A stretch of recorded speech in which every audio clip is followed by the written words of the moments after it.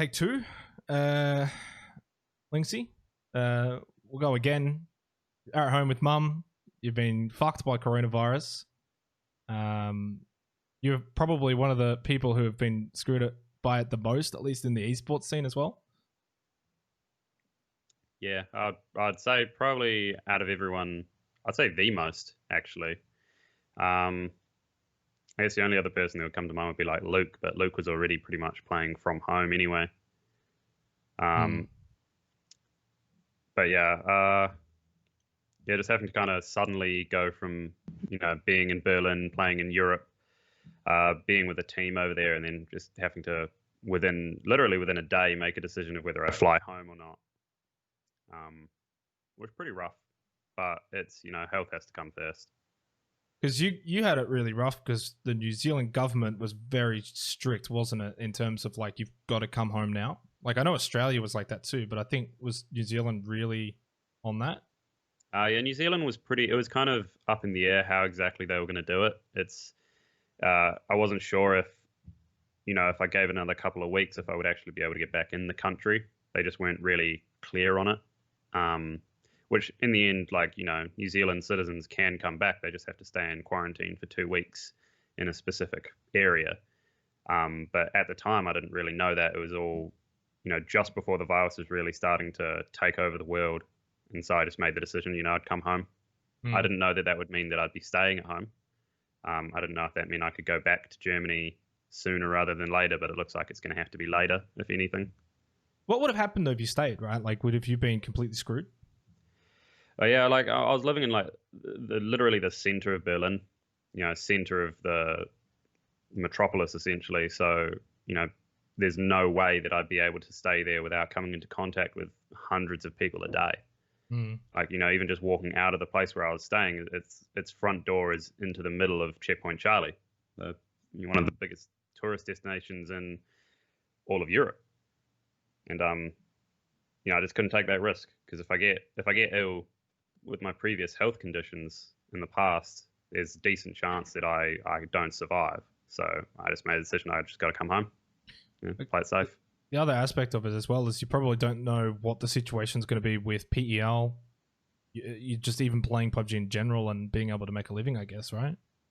Yeah, I mean, I knew that no matter what, it would have been better for my PUBG career to stay in Germany, because obviously Europe's, a far bigger region than Oceania.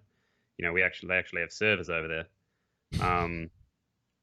So it was hard to make the decision, but I kind of just had to, it's just too much of a risk. It's too much of a risk. Like, my PUBG career hopefully it can wait. Hopefully PUBG doesn't die. But, it's just a decision I had to make, and got to live with it. It's like that adult decision, and I think you made the right one. At the end of the day, PUBG, the passion of it, you're going to be able to at least come back and have a team and play here in Oceania, compete still. Even if there were a lot of uncertainties around it, with you coming back and being like, what tournaments are going to be run and things like that. Did you know much? Like, when you came back, you obviously were a free agent, but did you know much was going to be happening, like in the region, team wise, what you were going to join, or did you just come back and then I'll figure it out later? It was kind of a comeback and figure it out later. I assumed that there would be, PUBG would shift to online, and I was pretty confident. I had some inside knowledge that it was going to merge OCE and SEA together. I wasn't quite sure to what extent or how they were going to do it, but I knew that there'd be something. It was mainly, my main concern was really joining a team over here that I thought was strong enough to perform internationally. Like, obviously, I want to do well against SEA, but I also, once this virus is over, I want to still be in a team that I think can perform over. So what's happening? Why is my camera going again? That's all right. That's all right. I'll fix you up. All right. We'll just fuck it. We'll do it live. There you go, Linksy. We'll do it live. Fair enough. Yeah. Yeah. So I was more concerned about joining a team that I thought was strong enough. In my mind, the only team that really stood out to me was Atletico. At least in OCE. I mean, Fury are so, locked in with each other. They're not going to, I reckon if one of them leaves, they all leave, which I might be wrong about, of course, but that's just how it feels. And then the other option was kind of going into an SEA team, and I was trialing for a while with Bay, which have now picked up Sophia and Flood. But I ended up getting the offer from ATH, and I decided that, you know, in my opinion, it's a stronger team, and I think the players have more room to kind of improve and more room to synergize and, you know, to become the team that I want them to be, or want us to be. I think you guys obviously have got a lot of potential, but realistically speaking, as a team, probably not going to perform to, say, the standard of like a PEL team. What's that transition been like, I guess, for you? Because you've gone from playing probably one of, if not the best league, to now coming back. Have you seen that the boys on the Atletico roster have got the talent that PEL players had? Yeah, so I think all the boys I play with now definitely have the talent. It's just the experience. But in saying that, you know, because we're only playing an OCE and SEA, the experience doesn't really matter at this point. Like, for instance, like, I actually have less experience playing against OCE and SEA than all of those three. And coming back, it's actually been harder to play against OCE and SEA teams than it was European teams, because the way that both those regions play is so unbelievably different to the way that European teams play. You know, everything's unpredictable, and you really have to be a lot more on your toes. Like in Europe, you can guess, or you can make educated assumptions on what other teams are going to do, and you can play around that. But in OCE, you know, you might be like, oh, there's no way there's going to be this person on this ridge. You go there and your whole team dies because there's a whole team there. Yeah, it's just it's real bizarre. SEA is like that as well, isn't it? SEA isn't even, it's even worse. Not worse as in like a bad thing, but worse as in they will do some of the weirdest things. Like, they'll push you in 30 seconds. Like, they'll be out of the plane, they'll pick up an SKS, and they'll push you in a yellow building in the middle of the zone, like I got to experience at the charity event. I remember that. And it's so weird. It's like versing 15 team liquids. Like, they just push you. They just push you and they push you and they push you, and it's crazy. There's no structure to it, is it? Like, you can't plan for SEA the way that you can plan for Europe, because Europe's got that structure. Like, the teams have got sort of a set in stone way of playing. Yeah, exactly. Like, definitely it's a lot harder to predict. Just so much harder to predict. Whereas in Europe, you know, generally, you know what other teams are going to do. Like, they kind of do the same things, whereas it's a lot more impulse based, I feel, over here. Would you say for like Southeast Asia, that's why typically they have rather inconsistent tournaments? Like, they might finish, like a team might finish first in one tournament and then not even qualify. For example, Division X won Charity Showdown, didn't even qualify for PCS 1. Would you put it to their play styles as why they have a lack of consistency? Yeah, I think I would. Like, to me, SEA and to an extent OCE are really the only region in the world that play the way they do. Like, it's just this unstructured mess, which, as you say, like, it leads to inconsistency. Like, you know, you look at the best teams in Europe, you look at like Liquid, FaZe, TSM, generally always are near the top of the leaderboards and you know, most tournaments that they play in. But then, yeah, you get Division X who don't qualify after they win $100,000. Like, it's crazy. Like, it doesn't make sense. But it definitely is an exciting way to play, and it's exciting to watch because you just have no clue what's going to happen every game. Yeah, that's one of the perks to it, right? As a commentator as well, but also as a viewer, you go into those matches against Southeast Asian teams. You go into the APAC region as a whole and watching it, and you're going to have a fun time as a viewer. But for the players, I'd imagine it's not as fun because of the lack of structure. But I also feel like it can open things up where you can have those really good games and you can go and get like a whole bunch of kills because you know they're going to be playing aggressive. And I guess now you have played a little bit of it, you have a bit more of an understanding and be like, okay, well, we can get pushed here, so if we position like this, we can get kills too. Yeah, it's definitely got its ups and its downs. Like, you can have some really, really high kill games, and like they can be some of the best games you've ever played in PUBG.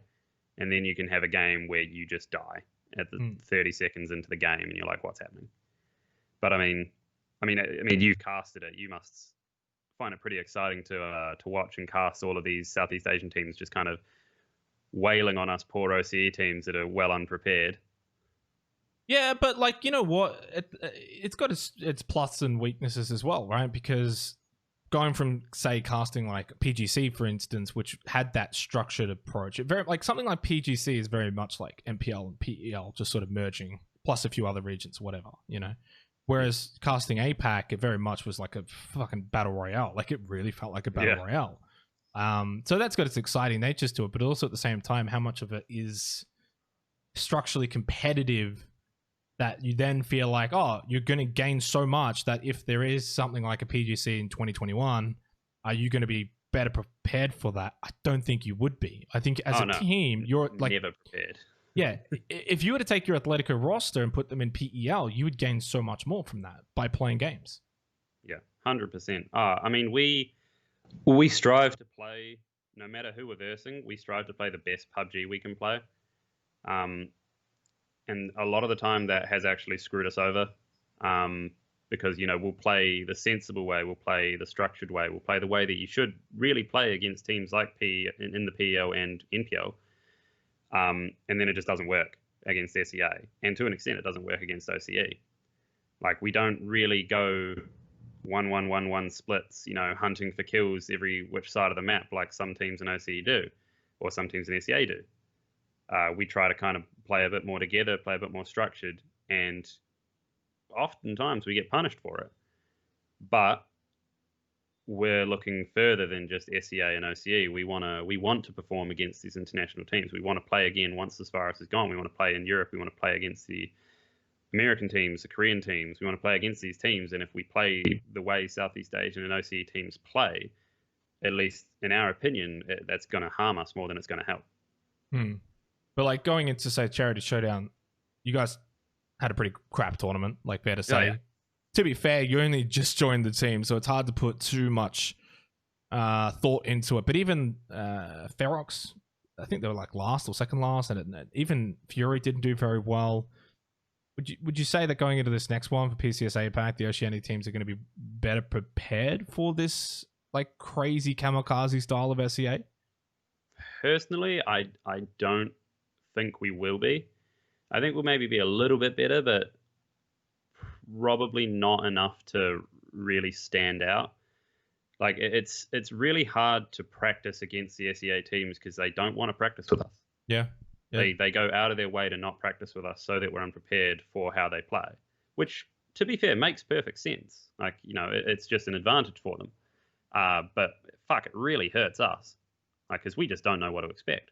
It's very much like, say, a more structured game like CSGO. It'd be like it's just saying, I don't want to scrim with you. Like, we don't want to scrim. In a sense of PUBG, the way that scrims are sort of ran is you have to play against everybody. And so, look, there's been a lot of debate and talk around this whole SEA not scrimming against the OCE teams properly. I don't know if do they scrim normally against each other, like during their own regional seasonal stuff? I assume they do. I'm not sure. Yeah. I mean, I guess they would have to. Well, you would hope so. If this is the way they scrim all the time, then I don't know what's going on. Yeah. And I look at this though, and I'd say, imagine if the roles were sort of reversed and it was, I don't know, say 3 SEA teams were coming in and playing against 13 OCE teams, and all the OCE teams were like, fuck you, we're going to hot drop you, we're going to make your life miserable hell. The backlash from probably the SEA community would be immense for that, because obviously they've got a large community, they've got a larger viewer base, larger player base, larger everything. Whereas it just feels like we're getting the absolute raw end of the stick here for you guys as the players and as those teams, that you can't get that practice against these guys. But in a way, as you mentioned, like they're not obligated to give you practice and to show you how to beat them.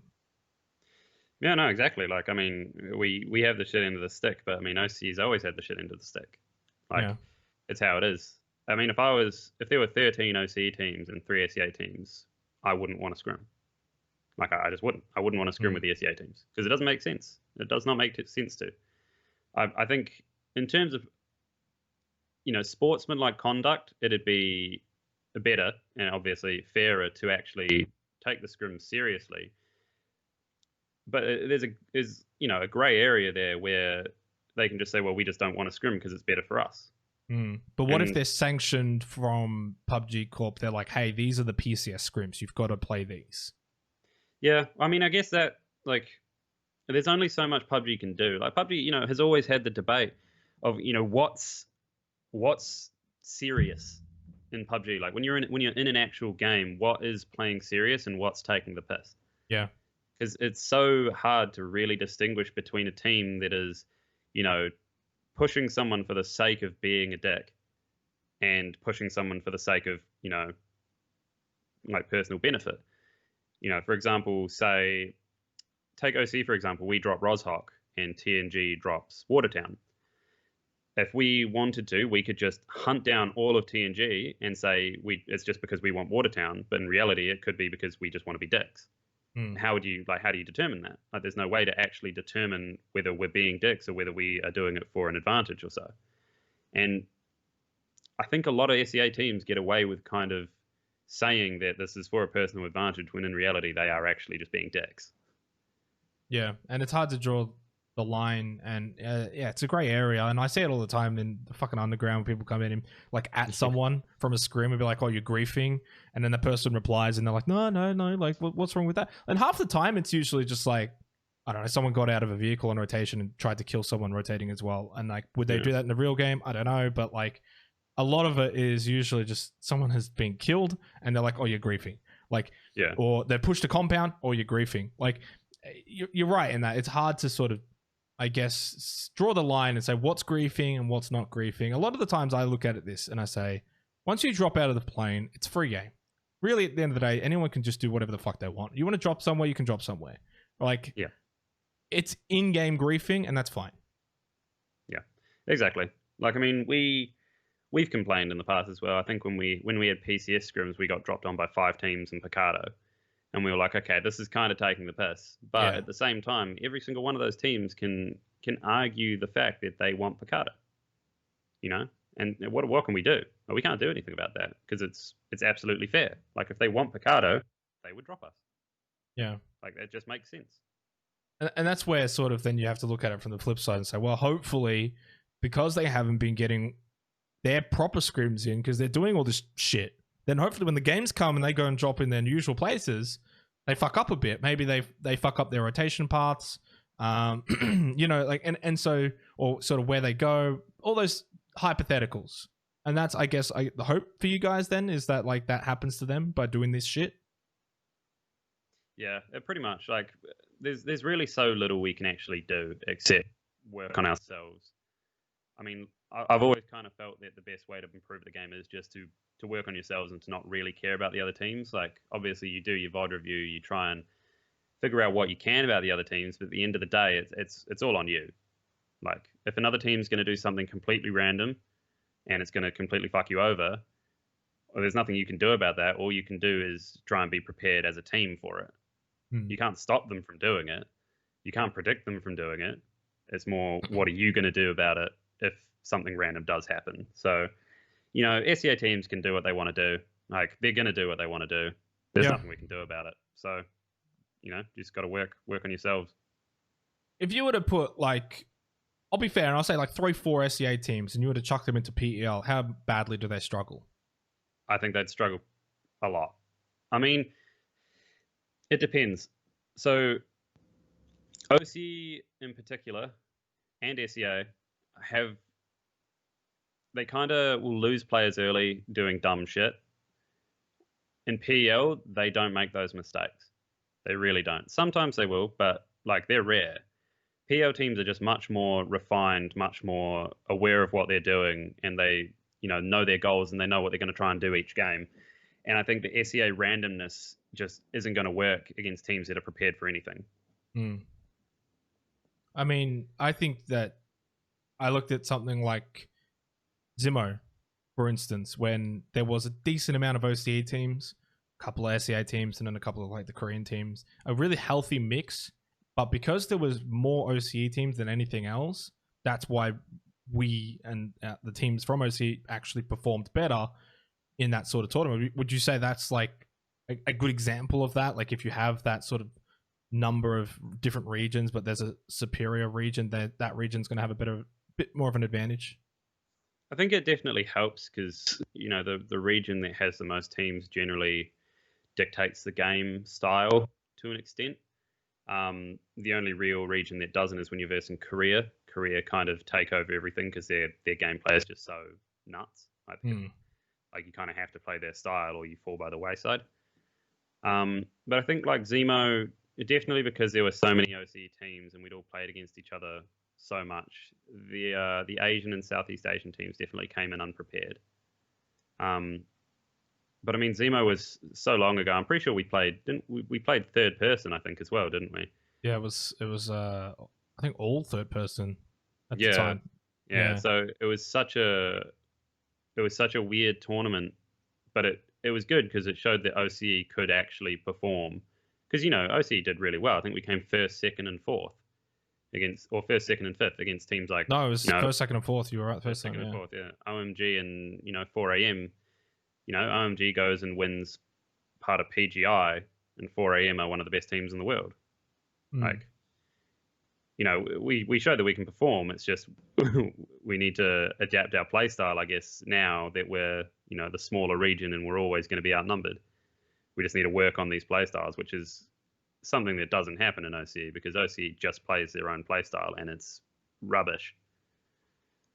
So you're basically saying, like, so would you consider OCE worse than SEA then? Oh yeah, OCE is worse than SEA. Yeah. So it's the best. It's basically the worst region. OCE is the worst region. Yeah. But in saying that, OCE is the worst region, partially because we've been screwed over by PUBG so much that a lot of our talent is gone, and partially because we just don't have kind of that room to improve.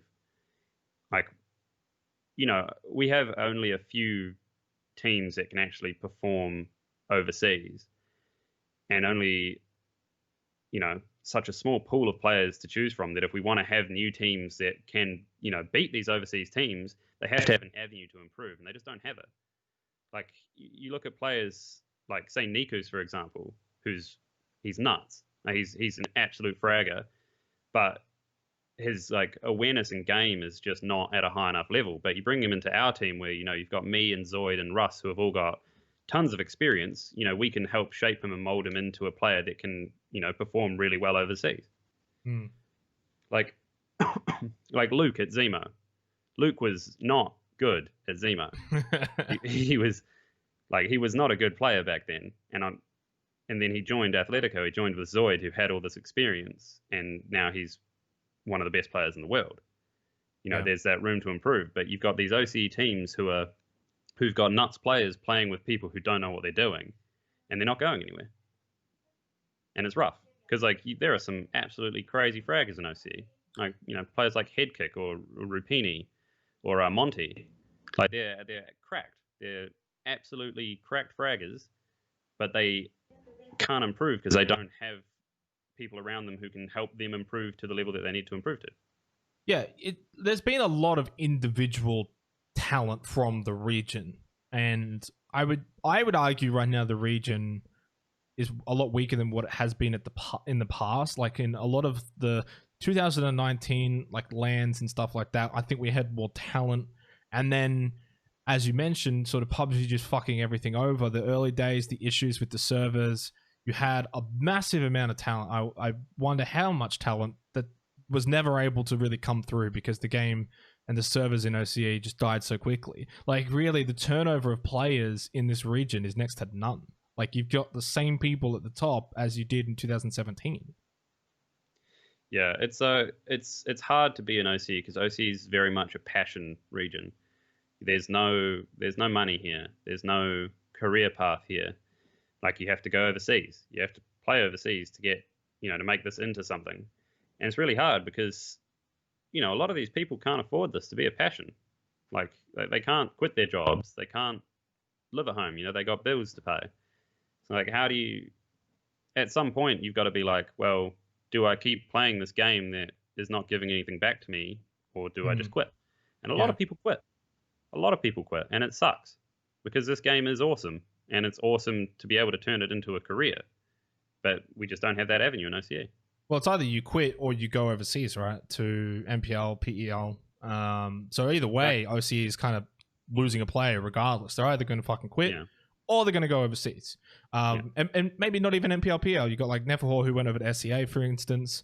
Flood's not over in SEA, but like now has gone over to Bay. You got Luke12. Tiggleton's obviously gone to America. Yourself. Extremes had stints.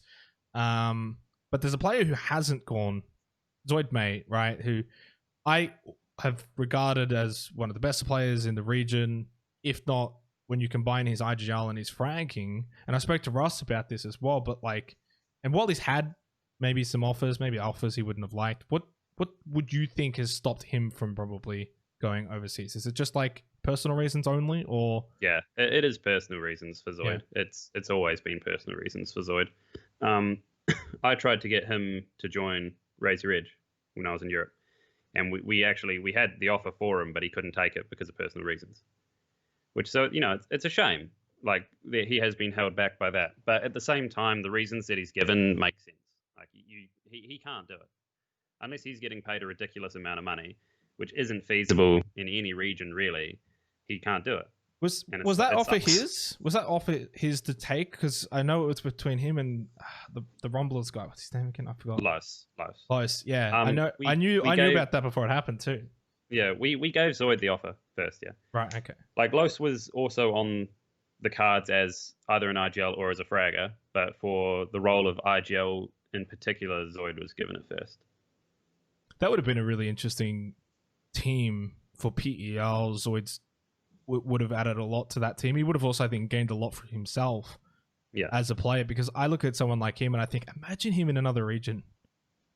Like, you see what Luke12's become. You mentioned that. As soon as he goes overseas, he's one of the best players in the world, not just OCE and North America. Someone like Zoid, what do you think his limits would have been if he had gone to PEL? I don't know if there would have been limits really to have. You can always improve as a player. I think for Zoid it would have been harder than it would have been for Luke, because Zoid would be in control of the team. It'd be his brains kind of running the team, and it would be self-improvement, whereas Luke went over to STK, which was already one of the best teams in the world. And so Luke, who is an absolutely nuts fragger and probably the hardest worker in PUBG, or one of the hardest workers in PUBG, having people like Purdy and Civ, who are also very hard workers and who are also, very intelligent, be able to help him improve, like, that was a recipe for success. That was always going to be a recipe for success. It was always an easy fit, wasn't it? And I know that Luke had the ability to comm well, especially on Atletico. I don't know how much he does of it on STK. He's probably just gets free reign to frag, I'd imagine. Yeah, I'm not sure, really. I'm not sure. I feel like he does get, to an extent, free reign to frag. But, I mean, when you've got someone who's that sharp, give them free reign. If you can give them free reign, give them free reign. Yeah. But yeah, I mean, SDK are absolutely nuts. And I think Purdy especially does a lot for that team. Like, I mean, at the time, I had trialed for SDK as well. I was trialing when Luke was trialing, and the fucker got it over me. But, looking at it now, it just makes sense.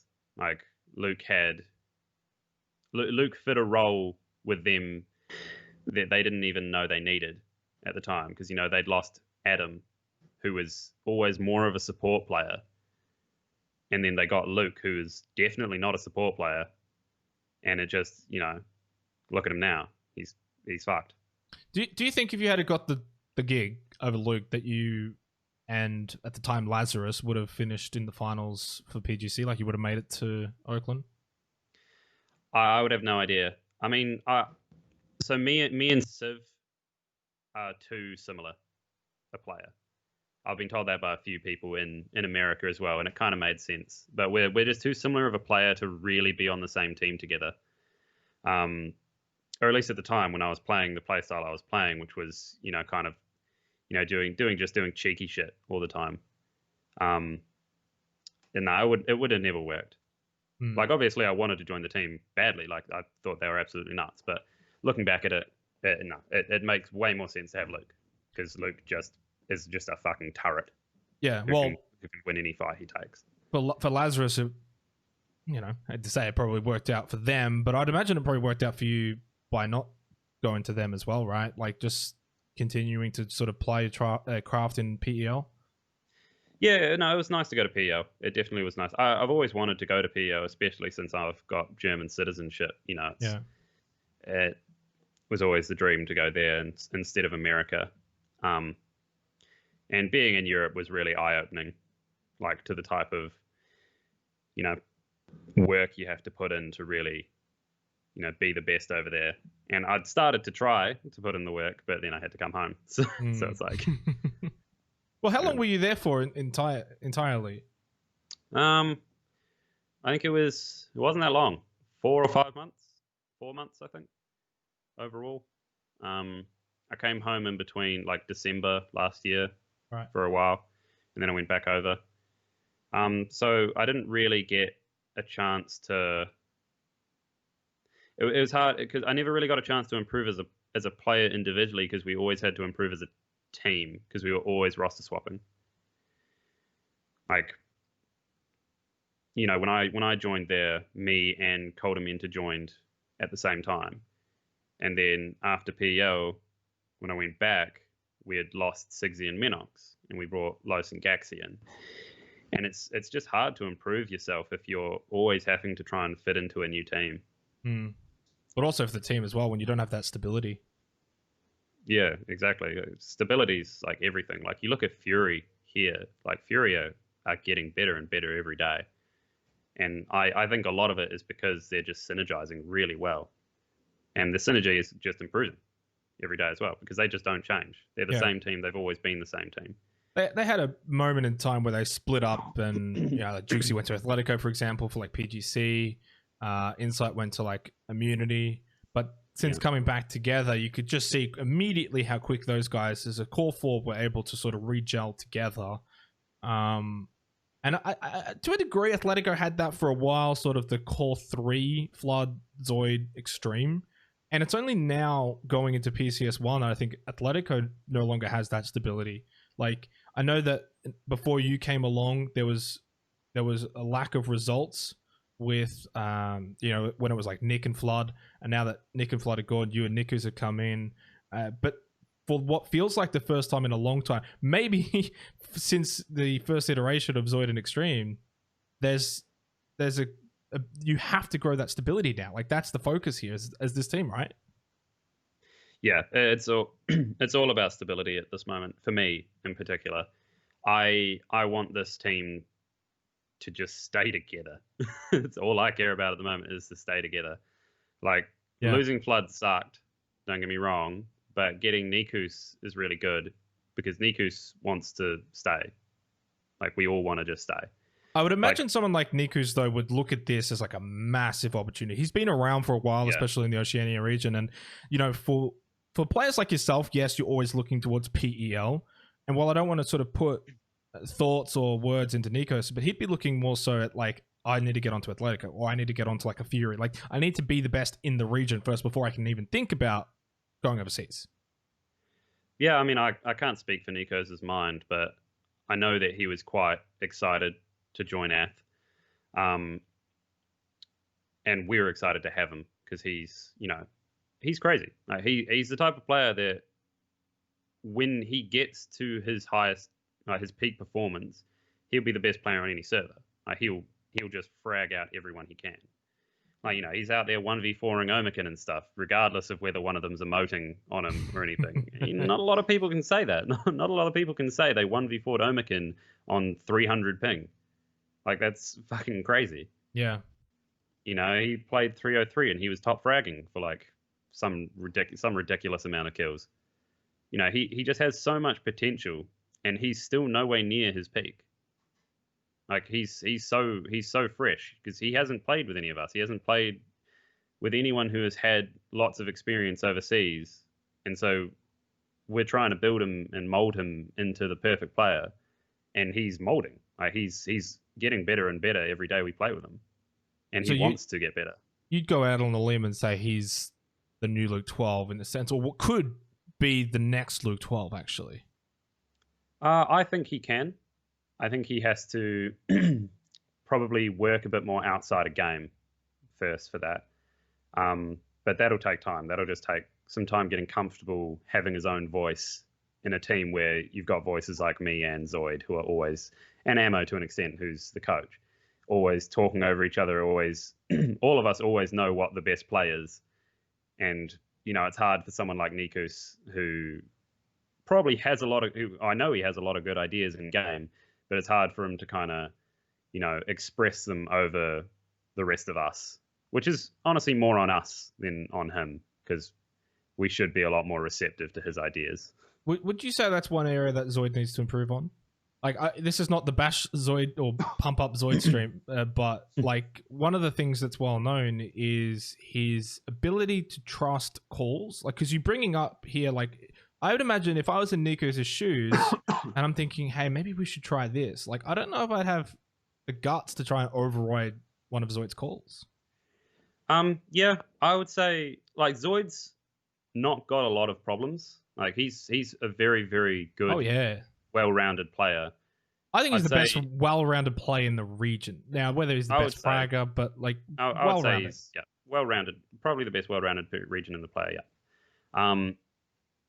His one of his biggest issues is trust of calls, as you yourself said, which is kind of good now that I'm on the team. I don't really care if he trusts my calls too much, because if he's doing something and I think it's it's not a good idea, I have a big voice and I'll use it. Yeah. But he's gotten to the point where I think he does trust my calls a lot, and I trust his calls a lot. Like it is all trust, and it's about Nicoos getting to that same level. Like Russ doesn't really make a lot of calls. He's more happy to go with the flow. If he does make a call, we generally listen because he doesn't make them all that often. So it's usually going to be pretty important. I think Nicoos just kind of needs to find his voice in the team, I guess. Yeah, and like maybe to a degree, you might feel like for yourself that's almost on you to try and help him get that voice right. Yeah, for sure. I mean, when he first joined the team, or when he was first trialing with the team, we were saying like just make calls. If you think a call's important, make it, and he was doing it. He was making those calls, and some of them were nuts calls that we had not thought of at all. Like it was just great having that kind of that extra point of view, that extra POV, whatever it is, of a player. There was one Sandhawk game where we were stuck on a rock and we were like, "There's no way out of here," and he was like, "Just run along the coast." Like that was it. He was so calm and collectedly just run along the coast, and we were like, "Oh shit, we can just do that." Just run along the coast, and we got a good placement in the game. Yeah, it's just about him doing that more often. I do feel like also at the same time as a team, you've also got to be careful. There's not too many calls, right? And then there's also not like hesitations when it's like, I don't know, Zoid says, let's do this. And then you say, no, let's do this. And then you end up hesitating and you get fucked. Yeah, that is also important. I mean, at the end of the day, it all comes down to trust. And as we were saying, Zoid has had issues with trusting other people's calls. He's been getting a lot better, like a lot better. So generally, if Zoid makes a call, all of us trust it and we go for it. If I make a call, all of us trust it and we go for it. And then we just kind of got to get Russ and Nicoos. I mean, Russ, again, if Russ makes a call, we'll trust it and go for it, but he just doesn't make calls all that often. It's all about getting Nicoos up to the same level of, if he makes a call, we trust it and go for it. Would you consider that Fury's the best team in the region right now? I think they're the best team right now, yeah. I think they're very refined, which is important. Like, they know exactly what they're going to do in pretty much every circle. And I think a lot of that is because they've played together so long. They just know they've played every circle countless times. Like, they know what they're doing. Add to the fact that a lot of OCE teams are afraid of them, afraid to fight them. That helps them a lot as well. So they can do these ridiculous splits. Like they can do 1-1-1-1 or 2-2 splits so late into the game, and people just don't go near them because they're like, oh shit, it's Fury. Yeah. It's also interesting dynamic looking at it, because I would say prior to their split, I would have said Juxi was the best player on that team. Now I say it's Waikiki Mukau. Juxi, Yeah, I don't really know what happened there, to be honest. Well, look, I mean, I don't really want to go down on Juxi here, but like he at the time, and it's the reason why he was probably picked up by Atletico going into PGC. Like he had a really strong reputation as being a fragger. He dominated phase 1 going into Global Summit. Now, maybe he's taking a back step. I mean, I don't want to go too much into Fury because you don't know the inner workings and it's hard to judge a team from the outside. But like, as a caster, that's my job, right? Yeah, for sure. But would you say Waikiki Mukau is the best player in the region now? Or would you go with Zoid? I don't think there is such a thing as a best player in the region at the moment. I think there's a lot of players that can kind of fill that spot, I guess. And, you know, it changes tournament to tournament. You know, people have good tournaments who have bad tournaments. And then generally there are people who are consistent. But I think it's hard to put a clear defined, like, best player in the region because, you know, Cow and Zoid are so close. And then anyone else can come up and take that spot at any point in time. Like Flood sometimes is just fucking nuts. He'll pop off and be ridiculous. But there can be a best player in the region because Luke12 was by far the best player in the region when he was before he left. Yeah, for sure. No, that was a while ago. Like Luke was ridiculous. Like Luke was standoutish. Like it was, I don't know, that was crazy. But then like you take Luke over to America, and you know people say Luke's the best player in the region, and it's like, well, at the same time you look at like Relo, who you know could contend that as well, or you know, say Hwin, who might not be as good a fragger, but then he's the IGL and he's cracked as an IGL. It's kind of hard. I don't think it's really fair to put like one person above everyone else. I've never really liked doing that. But that's the nature of sports, and esports falls into that category. Yeah, that's fair. Yeah. The guys you listed, you know, Hwin and Relo, they were on that MVP vote list that NPL put out a couple of days ago, or whatever. And Luke's got, you know, a whole region that can literally vote for him. He's got two with fucking Crazy Sam and his Japanese followers. Technically 3 then if you count NA as well. So yeah, but I wouldn't say he was undeserving of that. But would you consider? Him to like have deserved it? He's well deserving of it. Like he's well deserving of being the MVP. But for instance, I didn't vote for Luke. I voted for Relo. Relo, yeah. Like I don't care what region someone comes from. I watched the whole tournament, and for me personally, I think Relo, as a solo player, was the most valuable player on his team. Like, and in the whole game, or the whole tournament, because he did so much more for his team than I think Luke did for STK. Like Luke does a lot for STK. A hell of a lot, but I think the rest of STK were not that far behind Luke, whereas Relo was just miles above the rest of Oath. That is the most sports-like take I've heard. I don't know how much sports you watch, Linksy, but like a good example of that would be like LeBron James. A lot of the times is on a pretty crappy team just because he commands so much money. It's really hard to get good players around him. So many look at him as like the best because he's able to carry these crap players. But then you got another guy like Kevin Durant, who of course recently was on the Warriors, no longer, but back then people were like, well, is he the best? You're playing with like Curry and Thompson, you got all these all-stars around you, how can you be considered the best? I think for Luke 12 it's like that because you've got such an amazing group of players around you that even though you're ridiculously good and maybe the best, it's compared to like Relo, maybe it's not quite the same. He doesn't quite get that same support system. Yeah, I mean, for me, MVP's always been, well, you know, as it's said, most valuable player. Like it's not most valuable team, it's most valuable player as an individual. And I think just as an individual, at least for the last tournament, Relo just stood out. Like the rest of his team are very good. Like don't get me wrong, like they're also cracked, but Relo made some ridiculous plays and just did so much more, I think, for his team than STK, which was a much more well-rounded kind of, you know, team. Yeah, I agree with that. And I think that's something that needs to probably be taken into account. And look, at the end of the day, these things are just for show. Like, if you're Relo, you know your worth, you know how good you played. And the same can be said for Luke. And I think everyone who was on that, I know it was Hwin, I can't remember the fourth person. Mime. That was weird. Yeah. It was weird them putting two of the same team. That was dumb. They shouldn't have done that. I mean, I get why they did it because, you know, in reality, those 3 teams were the only ones really in contention. But it should be 1 player from each team.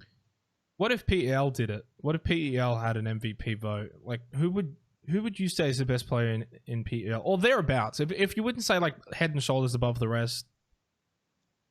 I mean, again, yeah, head and shoulders above the rest is it's just not really something I go for. At least not one person, because I think there's never just one person. I think there's always you got a tier, right? You got like who's S plus. In Europe, I'd say Uber, Vard, Iro, which is crazy because, you know, they're on the same team. I've clapped Iro before, by the way, in the PUBG Partners. Iro before? Yeah, I sat him. Yeah, good. It's not something a lot of people can say. Yeah, I know. That's why I'm proud of it. Yeah, go on. K-Mind. I mean, I guess at the moment, like some of the Tornado Energy boys, ex-NPL, I think. I don't know. It's hard to tell if you don't know like the inner workings of the team in particular, and I don't have the stats on me right now. No, but it's an eye test. Off the top of my mind, yeah, I would say like some of those players. And to be fair, in saying that, those are fraggers. Like that's the hardest part of this is that, you know, IGLs never get MVPs because you don't know what they're doing. You know, we don't have their comms. We can't see exactly what's going on. We can't see how these decisions are being made. And I feel like if we could, a lot of these IGLs would get a lot of these MVPs. Because like there's also an unspoken terms of support players as well. Not in the sense of like a MOBA or like even a MMO or something, but there are players who play a more supportish role too. And that can be overlooked. You know, you got people who stay behind and they anchor a spot, or generally you got sometimes, depending on the players, to leave someone behind and cover the rest as they go forward. So there are players who are also unselfish. Exactly. Yeah. I mean, that's another reason why I don't like putting people, you know, head and shoulders above the rest, is because at the end of the day, the only thing people look at are fraggers. That's it. You know, people who can frag, people who can put out damage, they're the only ones that really get put on these lists. And some of these teams would just fall horrendously if they didn't have these, you know, support players, these backbones of the team. There's also the results debate too. You look at someone like Uber and how much he's won, both for club and country, right? Both for FaZe and for Russia in the Nations Cup. Like that, does that come into the debate? That just the winning mentality, the winning culture that he has? Like everything about Uber, you think of just winning. Yeah, I mean, Uber's nuts. But again, like, he's a fragger. Like, he's one of the best fraggers in the world. Easily one of the best fraggers in the world. But he is a fragger, so it's hard to tell how much of, you know, his performance is him and how much is his team kind of putting him on that pedestal and letting him do it. Like, I mean, obviously you let him do it because he's fucked. But, like, for me, if I had to choose one player in the world, and he's the only player who actually, to me, makes sense as being the best player in the world, and it's Pio, as I think a lot of people would say, because he's so well-rounded. Like, he's crazy. He's nuts. He's more than just crazy. The dude, like, I don't know if you remember PGC semifinals, Pio went missing, like really, really missing, and Gen G looked crap. Like, they didn't look all that good. And then PGC finals come around, like, yeah, okay, they still made top 16. They were always going to do that. The quality on that roster is nuts, like Loki and the rest of them. Inner Nix and whatnot. But then when they got to the finals... PGC? Yeah. Was Anonyx and Aqua 5 PGC? I thought it was... I'm pretty certain. I can pull it up. You probably would know better than me because I can't remember PGC for the life of me. But yeah, I mean, regardless, I mean, it's Pio that we're talking about. Yeah, well, Pio went missing in the semifinals. Like I remember the stats, and he went missing. No, okay, so it was actually I was wrong. It's Taman and Esther that was with Loki and Pio. Okay. But he went missing, and they still made top 16. They were still good. But when he turned it on in the PGC finals, they ran away with it. Like, it just wasn't even close at that point. Yeah. A little close towards the end, but like for the most part, they had it pretty wrapped up early on. And it was because he just returned. Like, he was like, fuck this, I'm just going to go frag out. I don't know what the mindset difference was. Maybe he just had a couple of slow days.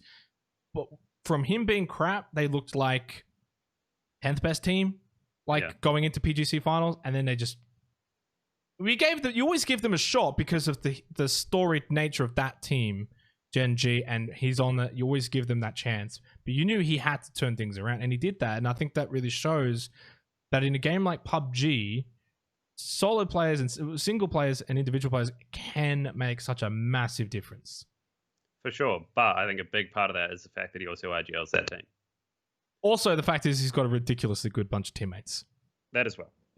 But it's like, you wouldn't be able to get just a regular fragger. A regular fragger could never fully carry a team without an IGL behind him, kind of pushing him into the right areas. Because, a fragger just sees red, a fragger just frags. Obviously, they're generally, the best fraggers are smart players, they've got great awareness, but it's relying on the IGL to kind of make the decisions for a team to get them into those positions to actually frag. Which is why PO is so interesting, is because PO generally has fucked off by himself somewhere. He's still leading his whole team, but he's by himself and he's just killing everybody.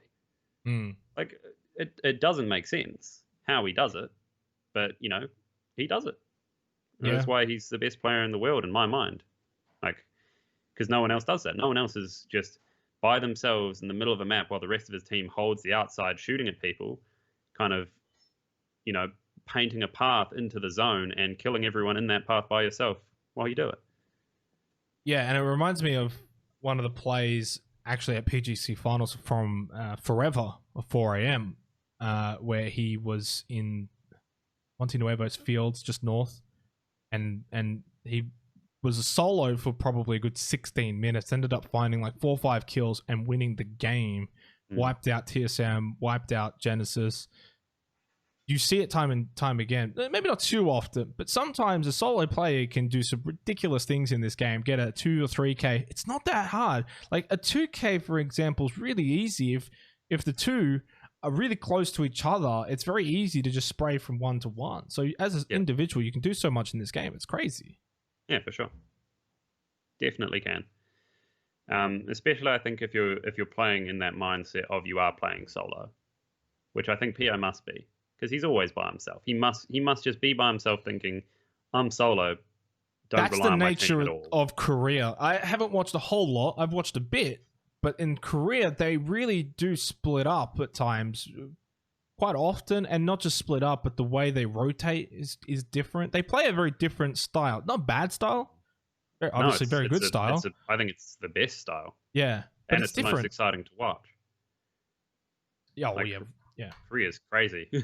Like, we've been playing Korean scrims, and the way they play is terrifying. I think the first day we played Korean scrims, we were all there shitting ourselves. Like, we were so unprepared for how they play, and it's nuts. Like, I think Russ died in the very first game we played. Russ crossed about a 4-meter gap in the open. Someone shot 4 bullets. The first 2 headshot and knocked Russ. The second 2 headshot and flushed Russ. Yeah, and Russ was just like, I've never died so fast in my life.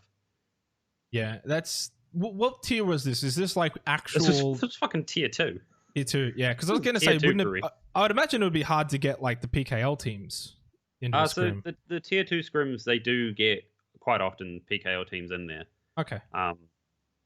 Because there's a shit ton of PKL teams. There's more than 16. There's 24 or something. Yeah, something ridiculous. So maybe sometimes even like 32. Yeah, so they can't all scrim at the same time. Well, most of the time they can't scrim at the same time. So we actually do get a few feeder teams down. Like, we versed Gen G a few times. Russ continuously talks about the time he's 1v1'd PO. And it's, it's scary to verse these teams. Did he win that? He did win it, yeah. Okay. He 1v1'd and he killed PO and he screamed. We have the clip somewhere. But yeah, like, it's really interesting to watch the way they play because they're just so clean and aggressive. It's like SEA except smart. Yeah, controlled, like really controlled and confident, whereas SEA is more like a rolling car that's on fire. Yeah, but it's rolling towards you. Yeah, coming towards you. Whereas like it's more like, I don't know if you've seen the clip of the new C4. Someone chucks the C4 on like the UAZs. Yeah, the guy sent it into a compound. Yeah, blows up the compound. That's Korea. That's like this in Korea. Yeah. Yeah. What do you think? What do you think of the C4 if that comes into? Please don't bring it into comp ever. Just don't do it. It's not worth it. I'll quit. I'll retire. Honestly, if I blow up in a fucking compound to a C4 that I can't even see or hear, or the fucking I'm out. I'm done. It's a bit much, isn't it? Valorant. It's like a mini nuke. Like when I first saw it, I was like, oh, this is okay. I can see this maybe being like used in a fight. No, this is like full-fledged. It'll blow up an entire section of the map. Like, what the fuck is in that thing? It's stupid. The fact you can put it on a car, that's the dumbest part. Like, it's cool. It's really cool for content, but fucking don't do it. It's not like, just don't put it on cars. It's like, if you can sneak up to a compound, put a C4 in that compound and run away and have them die, fair enough. It's like 14, 15-second timer, isn't it? Yeah, it's some ridiculous timer. To be fair, I think if you're in the radius, the noise should be like really loud. Yeah. And like as soon as you get out of the radius, it should stop. To give you an indication if you're like in the kill zone. Yeah, exactly. So like I could see it being used in cities. You know, if like say you're fighting in Yaz or Pachinki or some shit, and you drop a C4, and you hear it, and you're like, okay, well shit, I have to move from here. But the fact that you can put it on a car and drive that car into a solo, like a compound with nothing around it, and there's nothing you can do to stop it, and you can't leave, like, because you can't hear the damn. You can literally, you can drive the C4 when you've got like 3 seconds left into the compound. There's no counterplay to it. Like that's dumb. Did you ever play Battlefield? Yeah, I bet. And you chuck the C4. I used to chuck C4 on quad bikes all the time, actually. Yeah. Just drive. Yeah. Very different games, mind you. Very, very different games. But I think that's maybe where you get the idea from. You can jump out of a jet plane and bazooka another jet and then hop back in your jet. So slightly different, but... Yeah. Well, what about the gliders? You know, we're speaking about now flying and shit as well. If the gliders were added into esports mode, like... I'm not too mad at the gliders. I think gliders could be interesting. So I think what they've done with gliders is really cool because first of all, they blow up real quick and you can only have 2 people in them. Mm. I like that. I think they should keep it like that, and they could probably add it into comp because, you know, if you want to take a glider and say drive it over Millie or something, or fly it over to Millie, you have to leave 2 teammates behind, and if it gets blown up, you could be landing in a real shit spot. Mm. Like, I don't know if they're actually not that good. Like, yeah, I don't know if they would add it. And then also that means I also don't think they would add something like the C4, for instance. But then it's like, how much do you add to the game, right? And it almost goes back to that talent acquisition thing. You add a lot of this stuff to the core game of PUBG, and then someone goes and plays the comp mode, and it's like a different game. Yeah. Like, is that a bad... I think that's a bad thing. I think it can be a bad thing, but at the same time, you could just make them not overpowered and it wouldn't be as bad of a thing. Like you could make C4 viable for comp. There's no reason it can't be viable for comp. It's actually a good idea for comp, just not in the state it's in. In the state it's in, it's rubbish. Like we were playing a scrim yesterday and Loki's from Bay tried to drive a C4 into our compound because for some reason C4 was on. And I'm pretty sure he was trying to drive it at our compound, but he timed it wrong and blew up about 50 meters away from us, just killed himself completely. Yeah. But like, you know, you could adapt C4 for comp. Like if you're fighting in cities, it's a good idea. Like definitely reduce the blast radius. It's only got timer. It's not like you can control when it's detonated. Yeah, exactly. Like so you can run away from it. There's nothing stopping you from running away from it. If you can hear the ticking going off, and you stay there for the whole 16 seconds and die, that's really just on you. Like, you should probably be able to leave. You know, it'd be a good way to, like, say there's, you know, say like the unpushable, which is the triple where you have to go up the stairs and it's just impossible to push because you die. Imagine having, like, a C4, being able to, like, put a C4 inside that building and flush. Those people then have to come out. They have to take the fight with you. Like, that's not that bad. That's not a bad idea. Like, that's a pretty good idea. Like, obviously make them rare. Don't make them a common drop. Well, do you think crate only? Crate only is probably fair. I think it would. Yeah, I think crate only would make sense for comp at least, because then, you know, you really have to actually work for it as well, because, you know, quite often a crate's dangerous to go for. I think also you could probably get away with putting them in every crate because, you know, it wouldn't be every game that you carry a C4. I think make them weigh a shit ton. So you have to really decide whether you want to do it. Almost like 3 or 4 nades worth of weight or something along that line to make it. Just, something, make it heavy. Like, you could definitely get away with it. And, like, I mean, for, you know, other things that are in public that aren't in comp, like the BRDM, again, that's kind of harder to get away with because it's a flare gun. But you could realistically put it in the game. Well, the C4 would counter that, I'd imagine. C4 would counter that. I mean, if you can put them on cards, it would definitely counter it. But, like, if you say if you put the BRDM in the game, you could get away with putting something like the Panzerfaust in the game and just make the Panzerfaust blow the shit out of that thing. Because, I mean, it's real slow, so it's, like, perfect for shooting a Panzerfaust at. But then where do you stop, right? Where do you stop if you're adding gliders, BRDMs, C4s? You're getting away probably from the core aspect of drop down, find gun, kill people. And I can see the C4, but I think, like, the BRDM glider, I'm very glad they haven't been added in to. Oh no, I'm glad they're not added in. Yeah. Trust me. But I'm saying they kind of you could get away with it. Well, you'd have to adapt them a lot from what they are now, because right now don't do it. But you could get away with it. But it's more, as you were saying, that disconnect from public and that's the thing. And that's why there needs to be that. You know, obviously ranked modes come out now and everything, and that's where that needs to be very much what the pros play. Like, I without a doubt think ranked should be, this is what the pros play. So the PCS rule set or whatever, the global super rule set needs to be the ranked rule set. Like, it should be, and it should be like, you know, team placement. Make it all about teams. Like, make it teamwork is. Make it so you should want to go out and find a team. Like, if I want to go and find 3 other guys and let's go play ranked together, like, that's what it should be. Because at the end of the day, PUBG, like, have a solo queue if you want, but at the end of the day, it's all about the squads, right? It should be maybe like a solo and a squad, like, and then that should be it. I think duos should probably go. Duos is not. I mean, you can duo into squads if you really want to. But PUBG is not League of Legends where you can have 15 different... Well, you know, they don't have 15 queues, but they have like a solo, flex, whatever. They used to be solo, duo, and 5 or whatever. But like my point solo, is... duo, flex is what it is. And then they've got like the silly games like Earth and One for All and shit like that. Twisted Tree Line and all that shit that they used to have. But I remember seeing... it was a Twitter post. Can't remember who actually posted it. But they were like... I don't know if you saw 16 queues or something. Ridiculous. And you compare it to something like Apex and Fortnite and the amount of queues you have available, you know, the COD Battle Royale Warzone or whatever, and PUBG's is like 5-6 times as many different queues because you've got third party, first person, solo, duo, squad, 4 different maps. Obviously that doesn't apply to every region because not every region can. So the point that needs to be made here is you need to bring those fucking queues down. Down. I mean, but the biggest problem's always been TPP, FPP. Well, yeah, but like, I don't know if they're going to get rid of a mode that's... It's 50-50 split from what I've been told. Oh, no, they can't get rid of it. Yeah. But that's my problem. The point is it is split. Like, it's split TPP, FPP. So everything they do for one, they've got to do for the other.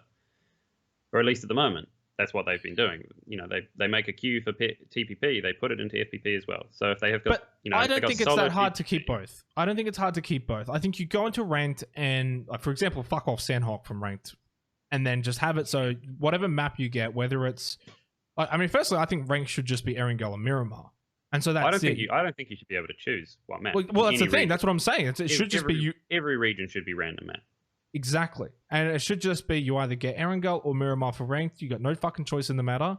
And then for unranked, it opens up Sandhawk and Vikendi. And it's still, you don't get a choice in the matter. You got to put fuck that. What the hell is the point of this? Like, a lot of people like Karrakin. Okay, well, no, that's the thing. In unranked, whatever, you can have that shit. And you have your BRDMs and you have all of your gliders and your third persons and all of that. But like ranked should be first person only. It should, like, the ranked queue should literally have only 2 queues. Yeah, it should just be first. Well, it should it should just be solo and squad. It's just I don't even know if it should be. I don't even know if it should be solo. I mean, I guess you kind of have to put solo in. You kind of have to because a lot of games like these have the solo option. But I think if you have 2 queues, solo and squad. Ranked, Like, if you want to say you want rank to be exactly how competitive is, there's no solo in competitive. It's all squads. Hmm. So you can get I'm away with aware of not that. having solo, in my opinion, Yeah. at least. Well, yeah, you know what? 100% agree then. You can have just a squad only option, and you either queue up as a solo and you get put into a squad with a bunch of other solos. It sucks, but you've got to get people playing the game. Not everyone has 3 other people to play with at any given time. And then, of course, if you come in as a 4, 2, or 3, you either have that fill option or not, or whatever. So, but the idea is 1 queue. And then for unranked, you have you have basically 1 queue as well for FPP and 1 queue for third person, and you don't get a choice of the maps. Yeah. All of a sudden, you've got 2 queues for unranked and 1 queue for ranked, and you've condensed so much of the player base. Not that there's much of it, but it helps. And even for regions like Europe, which I imagine, because you played there for a while, like has probably relatively quick queue times. Yeah, they're pretty decent. Europe's quite nice. Definitely better than here. I'd still even say in Europe you probably shouldn't get a choice of the matter. No, I don't think you should get a choice anywhere. I think it should be random map everywhere. Like, I guess some people are gonna have hezzy fit and say, oh, I don't want to play Vikendi and stuff, and it's like, well, fine, unqueue and then queue up again. Like, and hopefully you get a different map for the random map. Like, whatever, that happens. But yeah, I don't think you should have a choice. I think it should just be random map everywhere. Like, in reality, it doesn't really matter. Like, all the maps are okay to play. Like, if it's casual, all the maps are fine. Like, Karrakin a lot of people like, a lot of people hate. Sandhawk a lot of people like, a lot of people hate. But, I mean, most people who play casually love Sandhawk. I mean, it was the most popular map for ages. Yeah. But yeah, I don't know. Like, I think people should just suck it up and just have random queue. I 100% agree. And I feel like there's a difference then still as well between ranked and proper like competitive custom scrims as well. So you're going to have everything's going to be different compared to ranked and then that next step. But at least ranked is a lot closer to scrim like games than an unranked game. And that's what all you want is you want that stepping stone effect. You want someone who buys the game, plays unranked, then plays ranked, and then it's like, hey, we're doing all right in ranked. Let's go and get a team. Let's go and join a scrim Discord, and then start scrimming and then start playing in comps. And that's how it should be. And that PUBG has lacked that pathway for a very, very long time. Like at the beginning, it was all about like just individual performance, and that was it. Yeah, I mean, even then though, individual performance wasn't terrible. Like the elo system we had was not bad. Like you definitely, the players that were on the top were not undeserving of being on the top. Some of them maybe got a little bit carried by teams, but overall, they deserve to be there. And it's like any other game, like League of Legends. The challenger players are generally the players who become pros because they're the best, and they show they're the best by having the most, the highest elo. So like, I don't know why that fucked off for so long in PUBG. That should have always been there. Like, just, suddenly one day there was no ranking system anymore. There was no rating system. Yeah. And now we finally got it back, and we're starting to see these leaderboards, and, you'll see these names of people who are in Masters, and you're like, who the hell are they? And you will see some of those players who are in Master, who are at the top of those Masters leaderboards, they will become the next pro players. Because they've proven that they can, and people notice it and will be like, oh, he's actually really nuts. Let's pick him up. I do remember though before they got rid of those old leaderboards and those old rankings, there was a period where because the players just would rather scrim, like the names that were on those leaderboards weren't pro players anymore. And I don't know if that then means like should have they been given chances or how it works, but I do recall like the Zoids and the Extremes who used to top those at the very beginning in like 2017 were no longer there because they just weren't playing the game outside of customs. Yeah, I mean, but that's the same. You get that in League of Legends as well. Like the players that have made it quite often aren't the players who are on the top because they just don't have the time to really grind. But at the same time, they don't need to be on the top anymore because they're already in these, big teams. They've already made it essentially. So, it's probably fair that, back in the day, there wasn't Russ or Zoid or anyone on those leaderboards. It was new players who were still very good players. And it just, it gave them the chance. Like it gave them an avenue up. It's an interesting dynamic that though, have. because I remember I was very much into League of Legends back in 2010, 2011. And, you know, back then the leaderboard stuff, like you used to see Hotshot up on there and Reginald, the owner of TSM, like they were on the pro teams, but it was also for them, there was this mindset that this, like the solo queue leaderboard was like super important, like had to be top 25, had to be top 50. Yeah. After a while, probably after years, that mindset's now shifted, and it's like you kind of see like the recently retired players now populate that a bit more. So it's retired players and streamers a lot as well. And streamers. But it's not a be end all sort of system, and that's why I think it was good that it was scrapped. But as you said, if you're going to scrap it, you have to have something put in place of it. And only now is ranked to come out, and it's like, is it a little, too late? It's not even a really perfect art form of what the esports not client, but esports rule set is as well. So that still needs work to be done. I don't know. I feel like it's too little too late. I feel like what you've got now in terms of the esports ecosystem is going to be there till maybe the end in terms of the players. I don't know how many players are really going to come through and replace like players like yourself in a couple of years. Yeah, I don't know. It depends. It's all dependent on PUBG. Like, I don't think a game ever dies unless the people who are making it let it die. Like, PUBG can do a lot more with this game. They can always improve it. They can always attract new players. Like, PUBG was the biggest game in the world for a long time. It's still huge. Like, as much as people say this game is dead, it is still ridiculously big. Maybe not so much in the Western world. Yeah. But, you know, in the Eastern world, it's literally fucking huge. And as long as that remains the same, there's always a chance. Because the East carries the West. In games like this, the East definitely carries the West. So it really depends on whether PUBG can just pull their heads out of their asses and actually make this game worth investing time into again. Well, I remember like when we had the charity showdown, the channel we were streaming on, the Play Battlegrounds one or whatever, only had 4,000 views, I think. But the Thailand streams and the Vietnam streams and where they were streaming on, like, and more. Like, I would say overall for APAC, everything combined, it would have been at least 100,000. Like, between, obviously not all of that English, you know, but still, that's a lot of eyes. That's all on different channels. I highly doubt someone's sitting there watching the English stream, watching the Vietnam stream, and watching the Thailand stream, right? So you really have to look at it as that's about 100,000 people watching APAC, which is the worst of those regions, NA, EU, and Korea.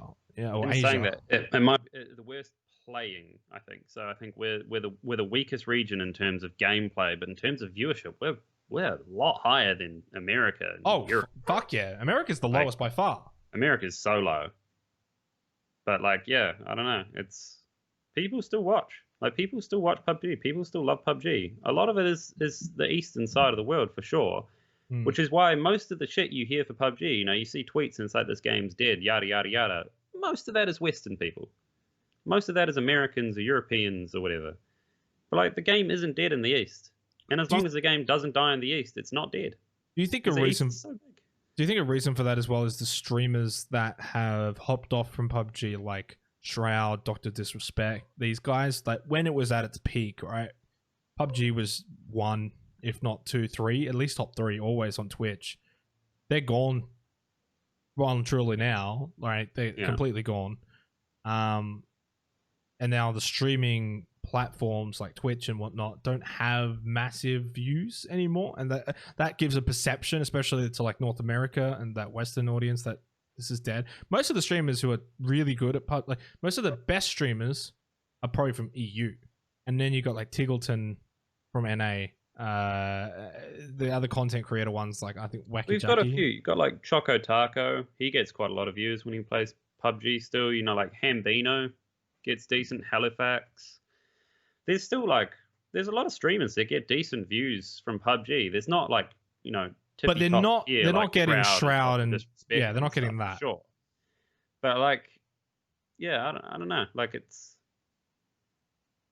It's weird. The Western world for PUBG is very much under the impression that the game is dying, and I think there hasn't really been anything to disprove that.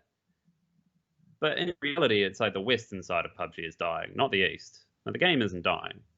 The game is still huge. Like there's the Cacao region or something, which is the other client that they play on, or whatever it's called. Like there's that other client that part of the Eastern world plays on. That's huge still. Mm. So yeah, I don't know. People who say the game is dying are wrong. It's just dying in America and it's dying in Europe and it's dying. Well, they've got to phrase it differently. They've got to say, well, it's dying in the West. It's dying in America. I wouldn't say it's bleeding as much in Europe. I think Europe's still doing fine. As long as Europe keep doing performing the way they perform, there'll still be teams and there'll still be viewership. I think like Shoot to Kill is a great opportunity for America to actually get a bit more going again, because they have a good chance of doing very well overseas, which is something that we haven't really seen. I don't know if they stream, but do you think like those top teams in North America should stream? Everyone should be streaming. Yeah, every top PUBG player should be streaming. Like I've started to try and stream just because I don't want to be a hypocrite. But like everyone who wants this game to do well, or who wants to do well at this game, should be trying to get the game out there more, because it just benefits yourself. And I mean, if you're not doing anything, fucking chuck on a stream. Like if people don't watch, who cares? Like if people do watch, who cares? Just if you're playing the game, you might as well stream it.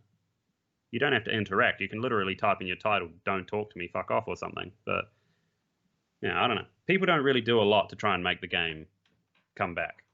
I look at someone like Uber and I think of him as sort of potentially like a Simple from CSGO, but for PUBG. And just like quickly opening up his Twitch, 100,000 followers on his channel. His VODs have all got 1.5 to 3K views. I don't know what his live numbers are, but I'd imagine they're pretty good. High thousands, but yeah, 9 days ago, 13 days ago, 18 days ago. So it's sporadic. Obviously, you can only stream so often, and even the top CSGO players, like the pro players, Stewie and Simple, they don't stream every day, but they stream a very high amount compared to PUBG players. Yeah. Yeah, I don't really know why PUBG people don't stream as much as they do, because PUBG is actually, like, in a semi-casual way, like, it's really fun to watch. Yeah, I agree. You know, in a competitive way, it's really fun to watch as well, but you kind of have to be a bit more invested in it. But if you're just like a casual viewer, watching someone like Tig do the monkey shit that he does is incredibly fun to watch. Incredibly fun. Yeah. So why don't more people do it? Exactly, and I definitely agree with that. And I think for the Oceanic region, for the pro players in OCE, it's a bit different, and they probably look at it as like, oh, who's going to want to watch me? Well, I think the conversation we're having right now is probably more loaded towards those absolute star players, your K-Mines, you know, your H-Wins, even your Luke12s. Yeah. Luke should stream more. He's an idiot. He's doing what I did. When I first went to NPL and when we won NPL preseason, I didn't stream. I streamed a little bit and I was getting good viewers, and then I stopped because I just got bored of it. And he's doing the exact same bloody thing, and he needs to stop. But that's the Luke, other thing. If you're out there, stop. Start streaming. You do have to enjoy it, though. You do have to actually like it. That is, I guess that's the problem.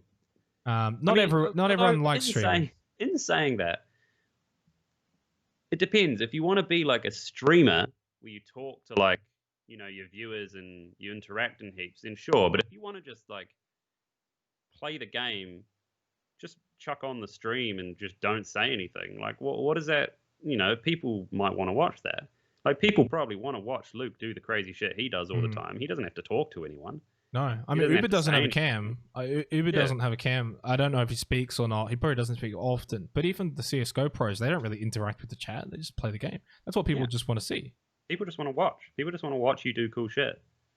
So, like, you might as well show them instead of just doing cool shit by yourself and being like, oh yeah, that was pretty cool, and then have no one ever see it. What do you think of Tiggleton, since we're on the topic of streamers? Because he's an insanely talented guy. Really, really talented. Right now, he hasn't got a team. He's focusing only on the streams. Do you see him getting back into the competitive side of things? I'm not sure. Like Tig seems to really enjoy streaming, and like if he prefers streaming to pro playing, then you might as well just keep streaming. Like I mean, it pays the bills a lot more than pro playing does, unless you're in a salaried team.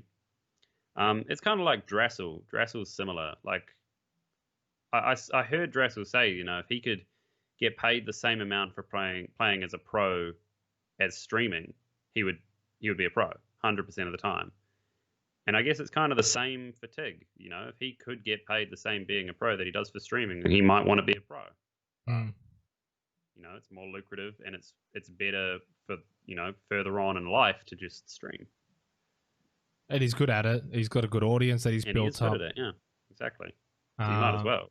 But he was playing professionally when he was doing his stream, so he has shown that it's not really something that impacts his streaming. Yeah, I guess so. I'm not sure. I mean, I don't know. Obviously, I'm not a big streamer. I wouldn't know how the dynamic works when you're playing pro. But I imagine, you'd have a lot less time to kind of, do your outside of PUBG work, your VOD reviews and stuff like that. You'd have to work around, your streaming schedule and your pro schedule. I don't know. Like for me, it would be kind of weird being a full-time streamer and being a pro. But at the same time, maybe not. Again, I don't know. Like K-Mine does it, Jeems does it, Fuzzface does it. They seem fine. So I don't know. Well, it depends on sort of, I guess, the context. Like if you're going to say, let's say you start streaming at 3 p.m., you stream some fun games for 3 hours, and at 6 p.m. Scrims start, and you stream your Scrims. And then depending on if people care about that, I don't know the dynamics between that anymore, because I remember in the past there were some debates about like, oh, these Scrims can't be streamed or whatever. So let's say the Scrims can be streamed. Let's say everyone's fine with it, whatever. Fuck everyone. You can then realistically stream from like 3 to 9, good 6 hours. Half of it's for funsies, the other half is your scrimming. Yeah. It's not impossible to do. For example, Mr. Fresh Asian is a Fortnite streamer. He streams his Fortnite scrims. Like this was a guy who was competitive, used to play for Renegades. This is the Click guy, yeah? Well, he's Click now, yeah. And he was a pro player first, and by nature he was a pro player. And then he got more with Click and streaming and everything. But so now he does a bit of both. He primarily is a streamer now. The dude's fucking nuts. He's one of the biggest Fortnite streamers in the world, and even on YouTube and everything. And he's like 18. But now he's gotten to a point where he's so big and he's so successful that he can just stream his scrims anyway. And everyone wants to just watch him play. So that's what I'm saying when I look at these pro PUBG players, and it's like a lot of them have got good personalities as well. A lot of them are entertaining, would be intriguing. You're right. They should all, not necessarily all 100%, but a good portion of those top players really should start doing it.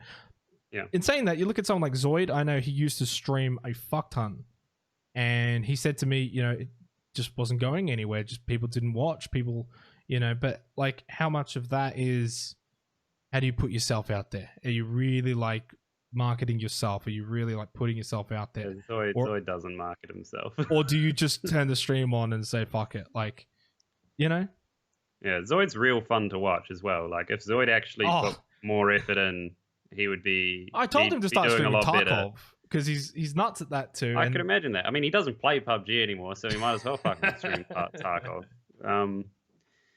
Yeah, I don't know. I just think people should stream more. Like, I mean, yeah, scrims are fine. You can get around it. The real only thing that would be an issue is your comms in scrims. Because obviously you don't want people to hear what you're saying in game. Even you can very easily get like voice meter, which is like a virtual mixer. That's what I mean. Like, there's no real reason because you can just mute that. Yeah. Like anything that happens in a game, people can see. Like, they can go on a replay file, they can go on Twire, they can go on PUBG.sh, they can see what you're doing. So like, there's no excuse really anymore if you can turn your comms off to not stream scrims. Yeah. Like, you might as fucking well. Like, I guess if it's, if it taxes your computer and it makes scrims unplayable, that's fair. That's technical side. Fair enough. That's fair. But other than that, hey, you should be streaming. Like, just stream scrims. People, if people watch or not, doesn't matter. Just put it out there. I agree, 100%, and we'll see if that happens, I guess, more in the future. I don't know. I think the biggest one is, as you said, actually, and I was going to bring it up too, was the taxing issues, because sometimes it can be taxing and not everyone's got like a beastly PC, and in a game like PUBG itself is still to this day not the friendliest when it comes to optimization. It's a lot better. We had 60 frames on Miramar in scrims last night, and none of us were streaming. Well, there you go. But you can imagine if you were streaming, you might be down to 40 FPS or 30 FPS, and it's just not then worth that. In saying that, for the people who can stream and get good frames, then yeah, you've pretty much run out of excuses, I'd imagine. Yeah. It's just laziness, and like I'm one of those people. I'm lazy, and I often don't stream when I should be. But you can even look at it even in a bigger light. If you build that audience, you look at shit like these fucking pick'ems, even though they're ridiculously horrible skins, and we can maybe touch on that coming up now. But you say build a good streaming platform and a good streaming audience, and you get these views, then you got fucking people who might actually buy and pick you for pick'ems and things like that, and increase your rev share. Yeah, exactly. Like it's just building a name, building like a following for yourself and your team is just super important. Like look at like Shoot to Kill. They got so many fucking pick'ems. Like, and that's because people love them and like they think they're nuts players. Yep. Like, and none of them stream. Like, imagine if they streamed like Shoot to Kill. Like, you look at Sonics, all of them stream and they get good numbers. Like, H-Win and Shrimsy get a couple hundred viewers at a time. That's good for Twitch. Getting a couple hundred viewers is nuts. No, it is. I love that the very first link, all I googled was PUBG Pick'ems. The first thing that came up was the fucking PUBG Global Championship. Great. PGC. No, yeah, PGC. Awesome. Like, oh God, why is that even still up? These skins, though, a lot of people have been talking about like gun choices, how, you got some really shitty guns that people don't use, and they're Mutant M16 and UMP. Awesome. Well, I understand PUBG is a game that you're going to drop down and sometimes you're going to pick up the mutant. Sometimes you're going to pick up the M16 because that's all you got. But as soon as you find a barrel or an M4 or an AK, that shit's gone. Yeah. They really should do it like they do CSGO skins. Like or even more so, just have like a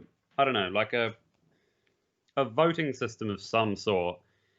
And just like allow people to submit skins. Like allow whoever the fuck wants to submit a skin to submit a skin, and then have a page where everyone can vote for which skin they want. Obviously, they'd have to filter out a few because you don't want like a lot of people would, but you can't have a game with just like a whole lot of dicks on an AK. Like you can't do that. But unless you're Dick Stacy. Yeah, unless you're Dick Stacy. That's true. That's probably a gray area though. But yeah, like just let all these random people who are content creators or like who will make these skins for them, put them in a voting thing, have the players, like all the public players vote for whatever skin they want, and then just choose like one skin for each gun, like whatever skin got voted best for each gun, and just put it in. Because then people will buy them. I mean, people have voted for it, people will buy them. But they are putting in these shitty reskinned skins. Like the fucking PGC pants are just the Aftermath pants with like the knee pads white or grey or some shit. It's literally all they've done. It's like a tinted blue. Yeah. 5 minutes. That's a 5 minute. There's another system Lazy. that this can be done is the way that Rainbow Six does it is they have global skins, and that global skin can be used on any gun of your choice. Like any of the operators. Could also work, yeah. Now, definitely. I don't know how it would work exactly for PUBG, but I can imagine a world where it's like, okay, we've got this skin, but the template of it can be applied to every single weapon, and you can choose which weapon you want this skin to be on. Like, just take for instance the gold, dark blue M4, that whatever I'm looking here on my screen from the Pick'em, and it's like, okay, you can have that template on any gun. You want it on the AK, you have it on the AK. You want it on the barrel, you want it on the M16, you want it on the car, and I think that's one way that then you kind of please everybody, right? Because then you can't really piss anyone off. If someone out there really wants their M16, they're going to get their M16. For 99% of the population, though, they're probably not going to put it on the M16 because they don't give a shit about the M16. You know what I mean? Yeah, for sure. Yeah, I think PUBG originally tried to go the way of CSGO, where, they had the crates. Yeah, have like at the a start. random chance. And like in CSGO, you can get there. They've got some shit skins. CSGO has some shit skins, for sure. But then, like, their good skins are actually good. Whereas PUBG went the same route. They just made all the skins shit. Yeah. Like, some of them, there's, like, the rare few, which are great. Like, it's good. Like, the Glory AK skin, which is just, like, a rooster on a gun. Actually looked cool. Like, there's a few M4 skins that actually look good. But there's just not enough. Most of them are shit. Most of the skins are actually garbage. Like, the latest Survivor Pass was one of the first times where it was actually not bad, all the skins. Yeah. Like, some of them are bad, but some of them are great. Like, you've got dino heads and bodies. You've got fucking Nicoos' gingerbread bullshit outfit that he wears. There's actually some decent, fun skins. Like, they don't have to be super serious, but just make them fun. Make them look cool. And just make more of them. Would you want skins that change the gun? Like, I don't know how much you've seen of some of these like Valorant skins. The like reload animations are different. Some of the way the gun looks physically is also different. You take like a Kar 98, for instance, and let's say you've got some sort of like Dragon Lore AWP skin style. Like, it's super fucking rare. Like, we're not just talking legendary. We're talking like this thing's ridiculously hard to get. Thousands of dollars, yeah. And it would change the look of the entire Kar 98, the reload, the sound. Would you think that's... I think the sound, no. Well, I mean, I guess it depends. If they could make it so that it just changes the sound only for client, that would be okay. But like, say... Like, another player would hear it, and it would definitely, they know that's a Kar 98. They would know it's a Kar 98 or something. Then that would be okay. Like, as long as that's, how it is. I mean, the look of the gun doesn't really matter too much, because generally you don't look at a gun and are like, oh, that guy's carrying an M4. Generally, you look at a guy and you're like, I'm going to shoot him. So I guess, yeah, they could do that. They could put in whatever they want. They could change the gun. They could make it look however they want it, as long as the sound's really the only thing. Like, if you want to play ranked and you're carrying a gun that's literally on fire, and so when you prone they can see you clearly, that's on you. Like, that's really on you. But yeah, I don't know. I just think they should just add better skins, more better skins. Yeah, I agree with that. I think you can evidently see from when it came out, when PUBG came out, and as you said, they were going for the crate system, mirroring. My God, I can't speak. Fucking mirroring CSGO. Now they mirror Fortnite when the battle pass and all that shit, and that's their way of introducing new things. Like, yeah. I don't mind Pick'em. I personally preferred even just the fucking hoodie with the little logo from PGi. Like, I thought that the team skins, you mean? Yeah, the team skin. Like, the Chiefs had their little Chiefs logo with and a big one on the back. That, I thought that was great. Like, how hard's that to make? I don't understand why that still wasn't done for PGC. I think it's a good way to support the team. You get to show off who you support. I still see every now and then like Team Liquid hoodies. The really popular teams that attended PGi. You still see their hoodies every now and then. Yeah. I've got a few of them as well. Yeah. Yeah, I mean, I think the way they did PCS it's clearly a money grab. Like, the way they've done the PCS skins at the moment, like, $8 for a mutant skin or some shit. They really should have just combined, like, I mean, the skins, some of them are okay. Like, they're not great. None of them are great. But just put them into one box and, give a coupon or whatever. And then I reckon they should have brought out team skins like they did. And then if you buy that team skin, it automatically gives you a pick'em for that team. Yep. Well, or the opposite. Let's say you pick that team, you get their skin. Yeah, or that. Yeah. Whichever way you want to say it. But yeah, and even if it's the hoodie. Like that. Yeah, even if it's just a hoodie again. You go onto the Pick'em page, you say, I'm going to vote STK, and you get an STK hoodie as like a, thanks for voting, here's your team hoodie. And then you get your Pick'em skins that you get for choosing, and then you obviously go in the running. And it very much incentivizes then also choosing the team you support rather than just everyone going like, you know, PGC, everyone just voted for fucking 4 a.m. Yeah. Because right now everyone voted for GNG because they're like the highest, most likely to win.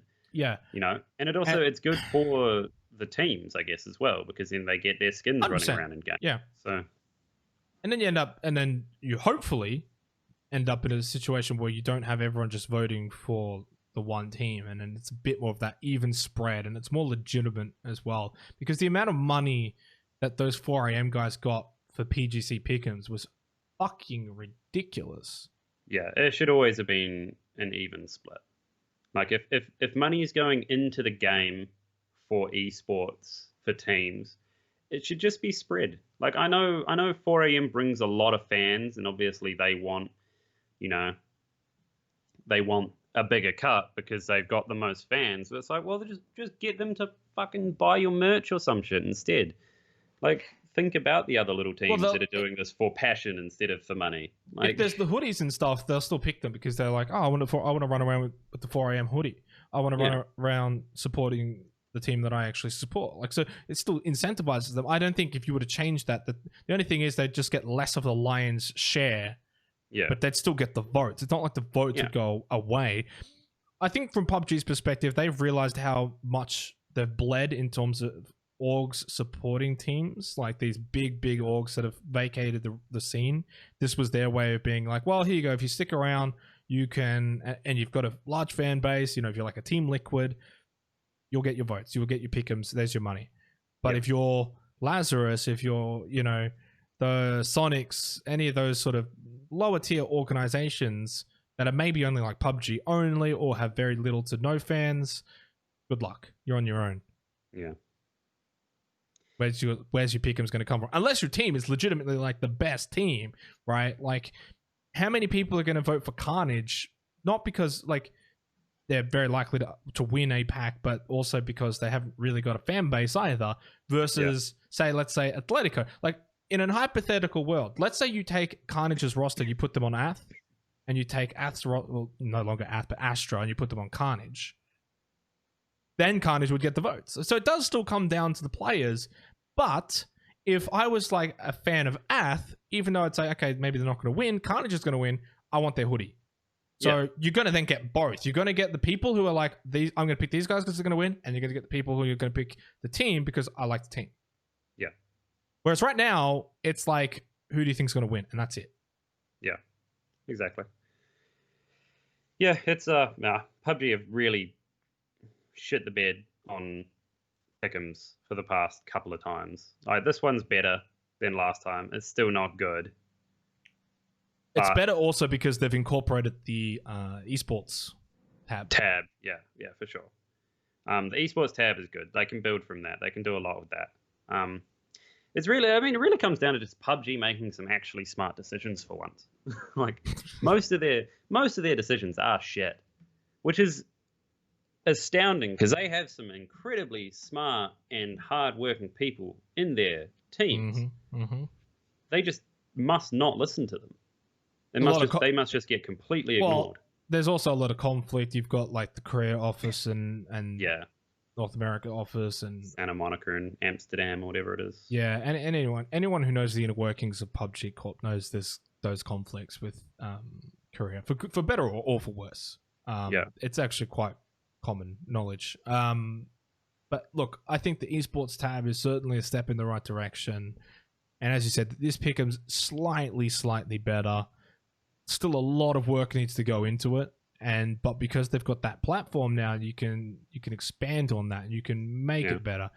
I mean, the next PCS is just around the corner, and this one hasn't even started yet. Like, there's not that big a break in between PCSs, so you know, whatever doesn't work for this one, they can quickly make work for the next one. Hopefully, it's just about whether they do it. Well, you say that. I look at it from maybe more of a negative point of view and say, well, they're going to probably say there's not much time in between, so you just copy paste this one and do it again. Yeah, true. Maybe. So, I don't know. Depends on the backlash, I guess. I hope not. not. In saying that, coronavirus did kind of fuck with a lot of PUBG's plans. The America's LAN was cancelled. Berlin was cancelled. They did have to sort of rectify and change a lot of things and come up with PCS. fortunately, I was actually a part of sort of the early discussions and whatnot around PCS and what that would look like, because I was meant to cast America's Land. Yeah. But I think they've done a really good job in the time frame. In an ideal world, it would have all started a little bit earlier, just a bit earlier, because the original goal with PCS was to just get these online things out the door. But you also can't rush it. You can't rush it. So I think the time frame and the quality of it all, I give it a thumbs up. I think it's actually been really well done. I think they've done well with the online leagues, considering how fucked everything was for them. Like, yeah, they've done well there. I would put the Pick'ems in kind of like its own separate box of bullshit. Like, you know, but the actual PCS has been good. It hasn't been run, at least APAC hasn't been run amazingly. But well, it's because it's not really run by PUBG Corp. It's not really run by PUBG, exactly. It's been outsourced, which hopefully this time will be better. Is it? I think Geek. Is it Geek Events? Yeah, Geek Events, which is they ran the last one, and from a personal viewpoint, it wasn't good. But you know, we gave a lot of feedback for that, so hopefully this time PUBG's stepped in a little bit more, and we'll have a bit more to say. And a little bit more control over the way it's run. So I guess we'll see. Well, I know for us, like from the broadcast perspective, there's only so much ESL can really do. They were basically just getting a feed from Geek Events or from their end, which is good because they have all of those extra observers that we wouldn't be able to have. Yeah. That's fine. It also means technically the stream that was being put out was delayed 10 minutes, but the actual stream was live. Like, we as casters were live, like, as you could see the chat moving, which was very different to what usually is the case, where usually the casters are with the players live, but in this case we were delayed from the players. So that was interesting. Obviously for you as players, that was all I guess the same, really. Yeah, I mean, we wouldn't know the difference, but yeah. But yeah, I mean, PCS is honestly it's a good idea. Like, it could go hand in hand with offline events, especially if they're successful. Like, at least APAC's been successful. NA hasn't been getting a lot of viewers for a while, but overall PCS actually wasn't too bad. Well, they were never going to do NPL again. That was in the bin. No, NPL was in the bin, which is a shame because NPL was actually like incredible. And OGN, the studio, was amazing. The people working on that as well were amazing. NPL was amazing, and it's just, but American PUBG was dying from the start of that. Bleeding money. Yeah. Like, I mean, to be fair, the leagues shouldn't have happened when they did. It should have been what we're doing now. Yep. Obviously, without the virus, it would have been, offline events like GLL and stuff. That should have just kept happening for a while. And once there was like a good infrastructure, if there was a good infrastructure, if we were getting good viewers, then start bringing leagues in. Maybe not for every region, just for the bigger ones. But like, they kind of just jumped, way too far ahead and went straight for leagues, and it just bled them hard. Ironically, I think the Super Arena was a $40 million arena. Yeah. Ironically, the Oceania tournaments last year in 2019, the whole ESL A1Z champs, and the way everything was structured was really, really well done. Like, we were in the studio, the production was all in studio. We had for phase 2 and phase 3, we had like 6 or 8 observers. It was a temporary setup. It's not something that ESL would be able to do on the fly every time, but it was a really, really, it was mainly done for phase 2 just to get everyone prepared for the LAN, and for phase 3 to get everyone prepared for the phase 3 LAN for PGC. But I looked at 2019 and that model, and you can easily have applied that to Europe, to North America, and I don't think the product on the end really changes all that much at that point. I think NPL would have run just as fine. I think PEL would have run just as fine. You have all the casters and all the crew in the studio, but everyone's just playing online. I don't think you would have had too many issues. We didn't have too many issues, and we've got some pretty shit fucking internet down here. Yeah. Yeah. I mean, yeah. PUBG just gets, like, OGN was really good, but just too much money, looking too big. Starladder was pretty bad. but they still ran everything all right. But again, it was just too big. Just all of it's too big. We don't need it. Too grand of nature Grand. for. It was like trying to make these tournaments, which are like huge and special, and just trying to make them a weekly thing. And it's like that's not the point. Tournaments are huge, and tournaments are special because they're not common. Like they come around only a few times a year.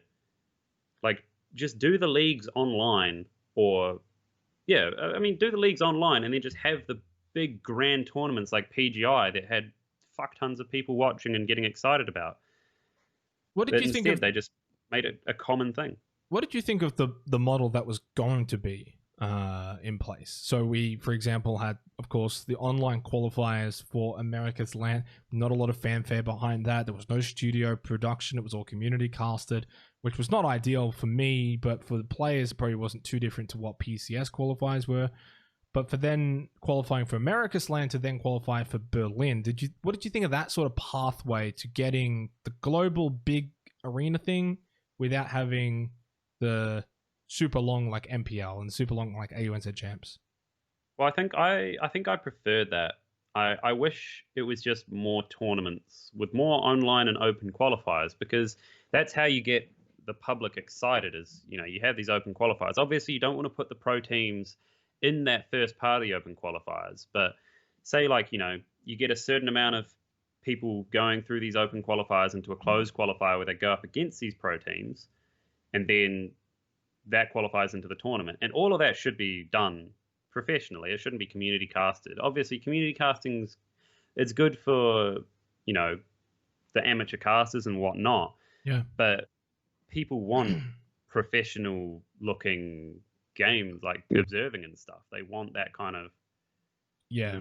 They want to watch a beautiful game. They want to watch it made done well. In saying that, we were the only region that really had that community feel. Like the rest of them all had a bit of production behind them, like a little bit, but like a few of them were like the open quals a lot were done pretty non-professionally, weren't they? Or like NA. Yeah, well, I guess they were done by like they were still casted by like.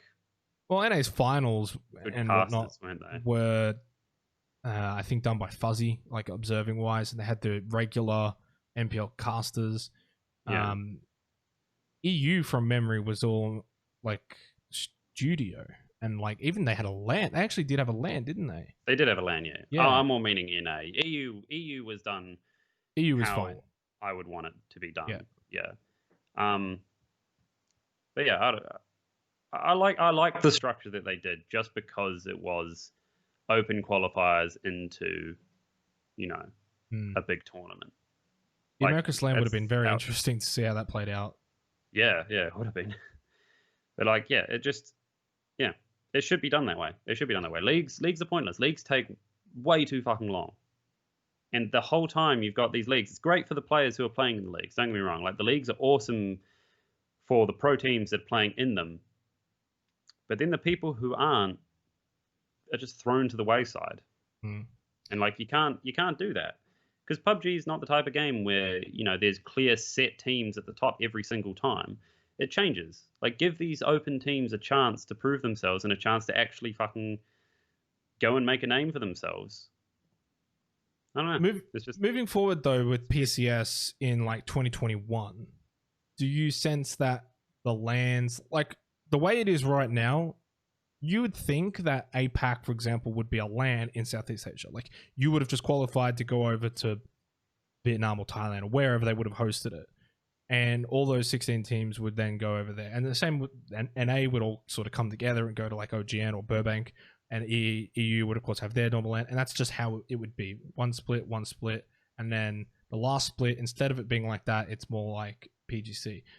Would you think that's how it should be run? Or would you say you do that, and then the top portions from each one then goes to an even bigger one? Yeah, I would want it to go to an even bigger one, I think. I think you could have like, you know, like a major LAN and then like a premier type LAN, like a PGi. Like a global summit, a GLL. Yeah. Something like that. Like something amazing. Like something that's just huge and everyone around the world watches it together. Yeah. But I definitely still think you should have, like, you know, PCS APAC it should be what we're doing now, just in a LAN. I also think though that like you have to go before that, like the open quals need to be sorted for every region as well. Like for us, we had to it was like a check-in first in first serve, which was ridiculous. Yeah, that was a bit fucked. That was crazy. That should never be a thing. Like every team that signs up should be allowed to play. To be fair to that, a lot of it comes down to how the structure is going to be. Can you get 64 teams? There was a bit of debate in the back end where we were all like, yeah. Well, I mean, I was like just sort of included in terms of just what my thoughts on how it should all be going. And I said, look, are you gonna get 64 teams? Are you gonna get 48 teams? I don't think you're gonna get either of those two. You're probably gonna get 32. Yeah. But I was like, I think the way you want to structure it is probably open it up to like 48 teams, and whatever you end up on, if you have some extras, you have some extras. You can either then cut out the weakest or do what they actually ended up doing and having like 18 team lobbies. I'm not a big fan of that because then I think you take away from the integrity of tournament when you're including 18 team lobbies. There was Edge complaining in Underground the other day. You know, you can look at it from two perspectives though. You can either look at it and say, well, there's 2 extra teams to farm, or it just becomes that little bit more chaotic. The way I look at it is there's no fucking excuse, really. If you're good enough, you're going to qual. Look at Bay and Fury completely demolished their lobby. It wasn't even close. Bay almost had 200 points from 12 games. You guys as well completely dominated. So the fact that like Bliss missed out, despite their roster and how talented those guys are, I don't think you can complain that it's because it was 18 team lobbies. So when you look at it in that limelight, I would rather we have 18 team lobbies in the open portion just to get those few extra that do show up. Yeah. Well, yeah, as I was saying, everyone should be included, and there's always a way you can work around it. Like even if you have to change the structure, I think it was just the lack of time. It had to just be lack of time, and it was clear that was the case. If we actually had the time to build an infrastructure for it, like, you know, say you have your first in first serve, worst comes to worst, you play groups instead of like 2 lobbies. You'll have like 3, 4, 5, however many groups, all of them play each other in a way. Like there's always a way to work around it. And even if those groups aren't even, if one group has a bigger number or whatever, like you're going to have that anyway if you go for lobbies. But just the way they did it, or the way they were intending to do it until everyone bitched about it, just was not ever going to work. To be fair, I think groups is usually more if you actually don't meet the 32 teams. Like if you've got 24 teams, like say you got like a weird number of teams. Yeah. Look, and I agree with that. I still think the way that they did it on such short notice, and obviously I don't even think they would have realized that it was going to fill up in 10 seconds. Like I definitely didn't think that was going to happen. And some of the players didn't think that was going to happen. It just so happens that the people who were going to be playing in this, they're obviously diehard. So you're obviously going to wait and say, okay, when's this going to pop up? When do we have to sign in? Okay, sign in straight away. Who was it? Bizarre Gaming missed out. Atletico, you guys with the 32nd team. Yeah, we pressed it as soon as the button happened. Exactly. Like, so it's crazy. I don't think anyone could have predicted that. I think I was speaking to Nick and he said like maybe 5 minutes. Maybe it was going to take 5 minutes to fill up, not 10 seconds. Yeah. No, it was fucked. But I mean, even then, like, I get that they have to go. I get that they said first in first serve, but it just was never going to be first in first serve. That was never going to happen. Like there was always going to be a backlash. Like it was always going to. If Atletico missed out, it certainly wasn't going to be first in first served. Oh, that's the thing. Like if you look at it that way, say like Atletico missed out through, say it was no fault of our own or whatever, everyone would bitch. Like everyone would be like, "Oh, we've got to play. Like we've got to sort this out." But that's not fair, because if like even just a random troll team joined and did the same thing and missed out, you can't treat us any differently. But we both know that's what would have been. If it was just some random team, bunch of 4 guys who were just coming together, wanted to shoot the shit, they wouldn't have been allowed in. You can't do that. Like in terms of fairness of play, every team has to be treated the exact same, or else what's the point? No, or else that's how we're going to go into this tournament. We're going to go into this tournament knowing that these top teams are going to be favored by the tournament organizers, which is fucked. You can't do that. So yeah, I mean, So I wouldn't say favored. I'd say just looked after. Well, even that, like looked after, like that's still bad. Yeah. Like I get it's in the best interest of the tournament organizers to look after the teams that are, I guess, more renowned or are a higher up team. But you got to treat everyone the same, or else it's just not fair. And like, to be fair, I will admit, ESL, because it was ESL that did this, wasn't it? The whole 16 first in first serve thing. Well, technically, I mean, not through any of their fault of their own or anything like that. No, not through any fault of their own. I'm meaning like the way they instantly were like, okay, we're just adding teams to the lobbies. That was fine. Like, it was good of them to do that. But that's what they should have done. It was like, it wasn't ESL's fault that any of that happened, or whoever was running it. It wasn't their fault. It was just the lack of time, and the outcome was the decision for a 32 team cap would have been from PUBG. Yeah, but yeah, I think the outcome in the end was all they could do, and it was what they should have done. But yeah, well, Mike's is really good in that regard because he understands the players and the points of views. He's active in terms of, he always reads Underground. He's always, if you just message him, he'll read it, like, and understands, like, having done PUBG for all of 2019, that it's like, okay, what, 4 teams missed out, just chuck them in. It's not going to make a difference. Yeah, and anyone who complains that it does need, like, that's full of shit. we used to play with 20 team lobbies, for fuck's sake. Yeah, I mean, we complained about 20 team lobbies, but it's still like, it's still the same thing. Like, the top teams should still get through. Yeah, like, they should. There's no excuse. The times, the era of 20 team lobbies, you still had the top teams, and then when we went to 16 lobbies, guess what? They were still the top teams. Like, it's just, especially in a thing where it's like you got to come top 8. Like, yeah, if you're going to come like first or second, maybe there's a bit more of a difference, but even then it's still very slight. But if you have to qualify top 8, like, no offense, but like the Bliss guy is really fucked up. Like, I don't know how they didn't qualify. Yeah. I mean, I love the Bliss guys, and I think they're a nuts 100%, team. Yeah. The same with like, when you're a nuts team, you come with expectations, and the expectations were you qual top 8. And I know they only missed out by the slimmest of margins, but the difference is if it was 16 or 18 teams, I don't think there's a difference. No, that's all on them. All of that's on them. You don't qual because of how other team, unless another team's like specifically trying to fuck with you, which is unsportsmanlike conduct, and I guess can be brought up to an extent. But in the same time, it's an advantage thing. Like, if you stop a good team from qualifying for the next stage of the tournament, then that benefits you. That goes back to our earlier conversation, though. Where do you draw the line there? Because, like, for example, Phase 1 2019, the Atletico and Incognito going back and forth, that final day, both teams hot dropped each other. Yeah. Is that unsportsmanlike? I mean, like, literally, Incog dropped, they sent 2 to Watertown, 2 to the edge of Roshawk, and got 2 members of ATH. Still remember it to this day. Like, it is unsportsmanlike, but it's not trolling. No, it isn't. It's perfectly acceptable to do. Like, they put themselves at risk. If that hadn't have worked, for example, we would have seen Atletico go to phase of Global Summit. Yeah, but I mean, in saying that as well, if say Fury were well, no, I guess that wouldn't matter, would it? Because it was only first place that went. Was it first place? It was only first place. Yeah. That's a bit different, I guess. Like, because first place is But then what's the difference if it was the top 3 and you're the team that's in 4th? Well, I guess so for instance, when Fury dropped Atletico there, Fury are defending themselves, their own spot of going. No, they were second.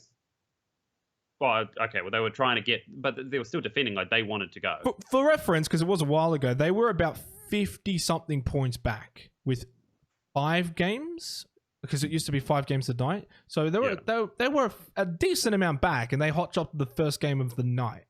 Yeah. Don't blame them. You're in second place. You know that you've got to stop Atletico. It worked. Then the second, or it was either the second last or the last game, Atletico then dropped. It was on Miramar. They dropped Los Leones, which is where Incog were dropping. Didn't quite work as well for them as it did for Incog, Hypothetical ATH in game 1.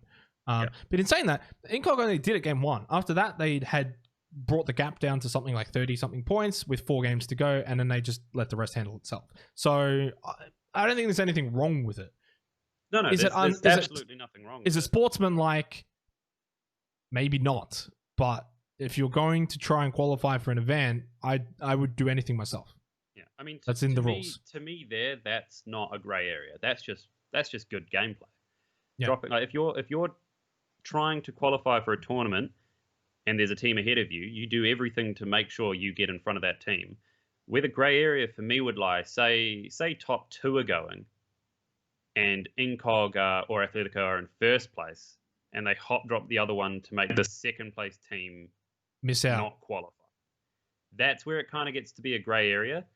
But at the same time, that still makes sense, because if that second place team is the first or second strongest team in the region, you don't want to be versing them at a LAN. I don't know there would be many teams that would do that though, because they may fuck their own chances of qualifying. No, I'm more meaning say like Fury are 100 points ahead. Oh, if they're like that far ahead, okay, 100 sure. Points ahead, but then, and they do it specifically to stop the second team from qualifying. Wouldn't that just be then the same frame of mind as if like the last place team decided, hey, fuck these guys, 2 games left, we're gonna hot drop them, we're gonna hot drop second place, so they drop out top 2. Which but that's no benefit to the last place team. No, it's not. So the first place team has a benefit of getting the second place team out so that they verse the third best team. Because obviously you want to be versing the weakest teams possible in a tournament. Well, that's true, but it's also it's almost like a varying degree of unsportsmanlike. If the first place team was to do that, I'd say that's a bit fucked. But if the last place team, if the last place team was to do that, I'd say you are really fucked and you should be like. I know that should be that's completely unsportsmanlike. That's fucked. Yeah. But that's what I mean. Like, if you're first place and you do it, there's at least something. It's a grey area, but in reality, you're doing it for you, not as like a fuck you to the other team. Or you can get away with saying you're doing it for you. Yeah, it's almost like the SEA Scrims. Yeah, exactly. It's just all a grey area. Yeah, I don't know. It's pretty fucked PUBG sometimes. It's a very different esport compared to a lot of others. You know, you look at most are typically like 5v5. Yeah. It's all direct. Whereas PUBG, there's a lot of indirect points and indirect plays, and just everything's very indirect. Heck, half the time it's RNG. Yeah. The whole game's based on RNG. How many times is a position, say a qualifying position, determined by an actual fight in game between the two teams? One that comes to mind is actually the PGC was it? No, it was the semi-finals. It was the semi-finals, and the FaZe Sunday comeback that got them to the finals, where it was them, W Click, or no, Red Canids, and one more, but the 3 of them were basically fighting for one spot. That was fucking insane. That was nuts. That was probably one of the best moments of PUBG Esports, if not the best, because of the stakes, the fact that FaZe were like almost dead last. I wrote them off. I was on the start of the day, the first 2 games casting that, and by the second game they shit the bed again. I was like, that's it, they're done, they're not coming back. But then their next 4 games they just steamrolled through, and the last game they had to beat Red Canids, or Red Canids had to beat them, and that was getting them into a qualifying position. That's something that's very rare. Whereas in CSGO or like League of Legends, you beat this team, it's like you go to the next round, you know? Yeah, exactly. Yeah, PUBG's it's so exciting, man. Like the stories you can get in PUBG are crazy. It's almost like more like Formula 1 or like Tour de France, like a drawn out season, like circuit, more than it is an actual. I'm talking more maybe with the leagues than the actual cup tournaments. Yeah. But the cup tournaments are more maybe like tennis or something, even. Like, I don't know. It's very traditional. Even then, who's going to move on? Who's going to qualify for the next portion of this event? Actually, it's maybe like gymnastics or something. Like at the Olympics. Weirdly enough, like they have like, 10 gymnasts all going on doing their shit. Top 5 then make it to the next routine or whatever. It's a bit like that. Yeah. Yeah, no, it's very unique in esports especially. Like, there's no other game like it. I mean, that's why I love it. Just because it's, everything's different, everything's new each game, and it's crazy. Even Fortnite's nothing like PUBG. In the esports ecosystem is completely different. Yeah. COD, even though Warzone's been very successful, COD's main game will always be its esport, not the actual Warzone, not the Battle Royale. Yeah. And then what else is there really? Yeah. I mean, PUBG won't, in my opinion, PUBG won't die until another game exactly like PUBG that's better comes out. And there so far hasn't been a Tarkov game. Battle Royale.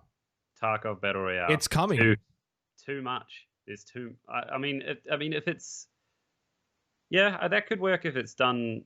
Like Tarkov is too much to think about. You don't want to have too much to think about. I'm just joking on the esports front, but it is actually the next map they're releasing. I don't know how much Tarkov you play, but I think it's going to be like 60 people. Oh, really? Shit. Okay. Yeah, it's the streets of Tarkov. It's meant to be huge. It's the way of accessing labs as well. So you go into that map to then get into labs, and then you leave labs, go back through that map, and then go back to the lobby screen. It's fucked. But that sounds fucked. 60 people, huge. It's their biggest ambitious thing yet. Sometime this year. Hopefully no scavs. I would imagine you would have to fuck scavs off for something like that. You would. Surely.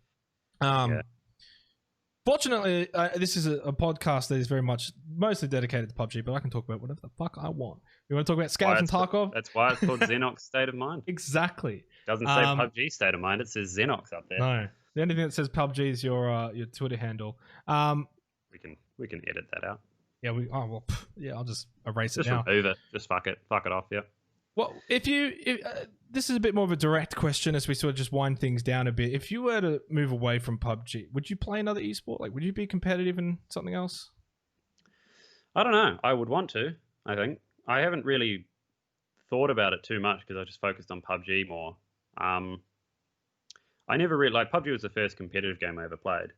Like, I played casually League and CSGO, and then I played every other game under the sun casually.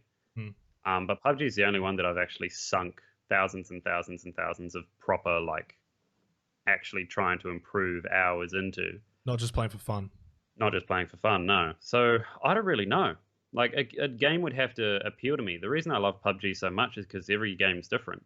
Every game's new, and it's like, you can't just get away with being, brain dead. You actually have to put a lot of thought into each game, at least in, like, the competitive side of things.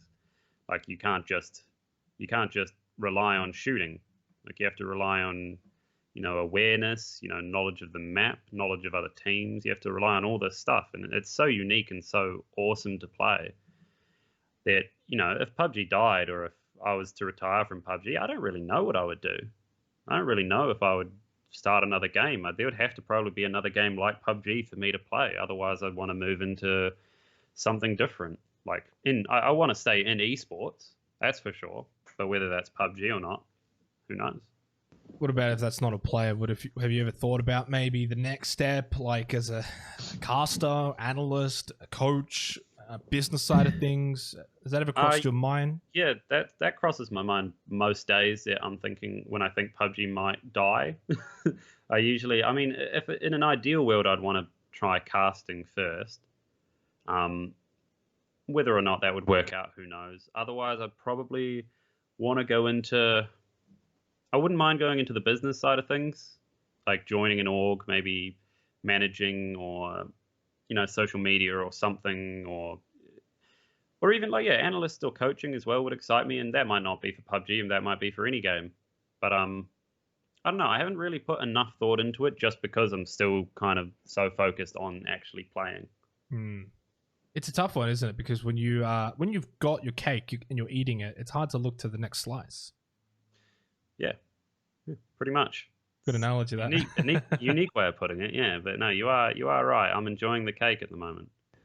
But it's true, and I myself constantly think about what's next, what's ahead, what's after this. Because I came from Overwatch. I was casting Overwatch. I used to coach Overwatch. I used to live and breathe that fucking game. And then everything dried up and came over to PUBG. It was really good timing because PUBG was popping, and I loved PUBG too. Yeah. So then it's like, well, I'm a bit of a slut really when it comes to these games. I thought maybe Valorant. Wrong with that. I thought Valorant would maybe catch my interest. Hasn't quite. I played it in the beta. Played it a little bit. Valorant has been overdone. It has. Valorant's not going to be a huge. Well, I mean, it could do well, but it's not going to be CS:GO. It's no, it's not. But then also, I look at it and say, well, would I cast something like CS:GO? Would I move on to that? I'm currently doing Rainbow at the moment. Really, really enjoying that. It's still relatively young esport, considering they've only just turned things around from a very bad start. A bit like hopefully what PUBG can do. But I think for me, my next slice would be something that's not out yet. And I think it goes for you as well. It's probably that slice that's not out yet.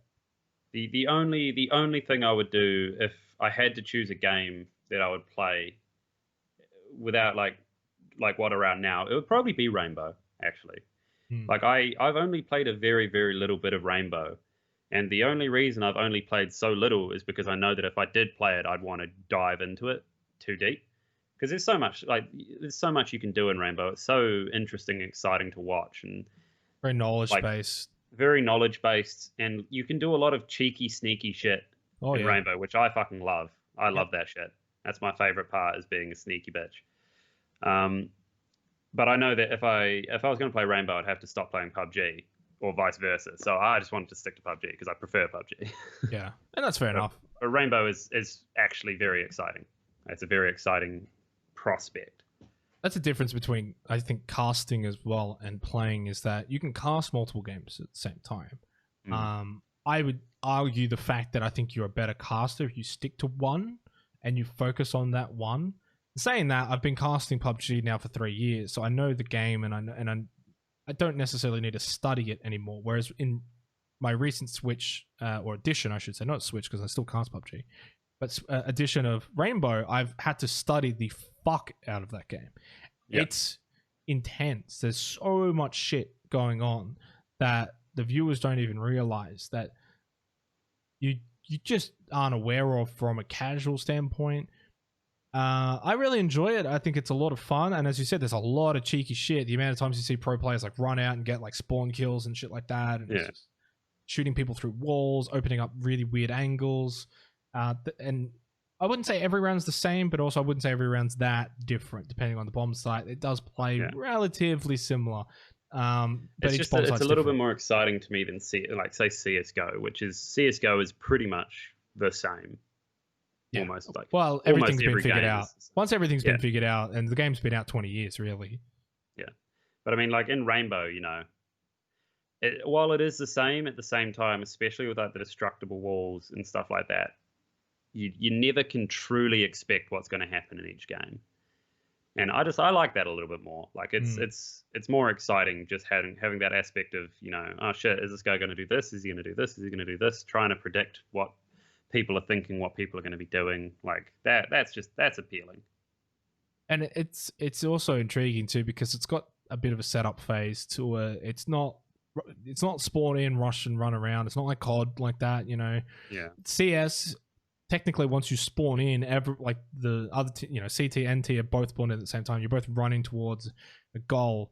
Whereas in Rainbow, you spawn in, and if you're holding the bomb site, you've got like 45 seconds to fortify everything. So you've got a bit of time. If you're attacking, you're on the drones, so you're not really in the action immediately. There is a setup phase that almost is similar to a very shortened like PUBG, where you drop down, you loot up, and then you rotate, and then you get to your spot. Which is all basically just a setup for like phase 2, 3 onwards, right? And then the fighting can then begin.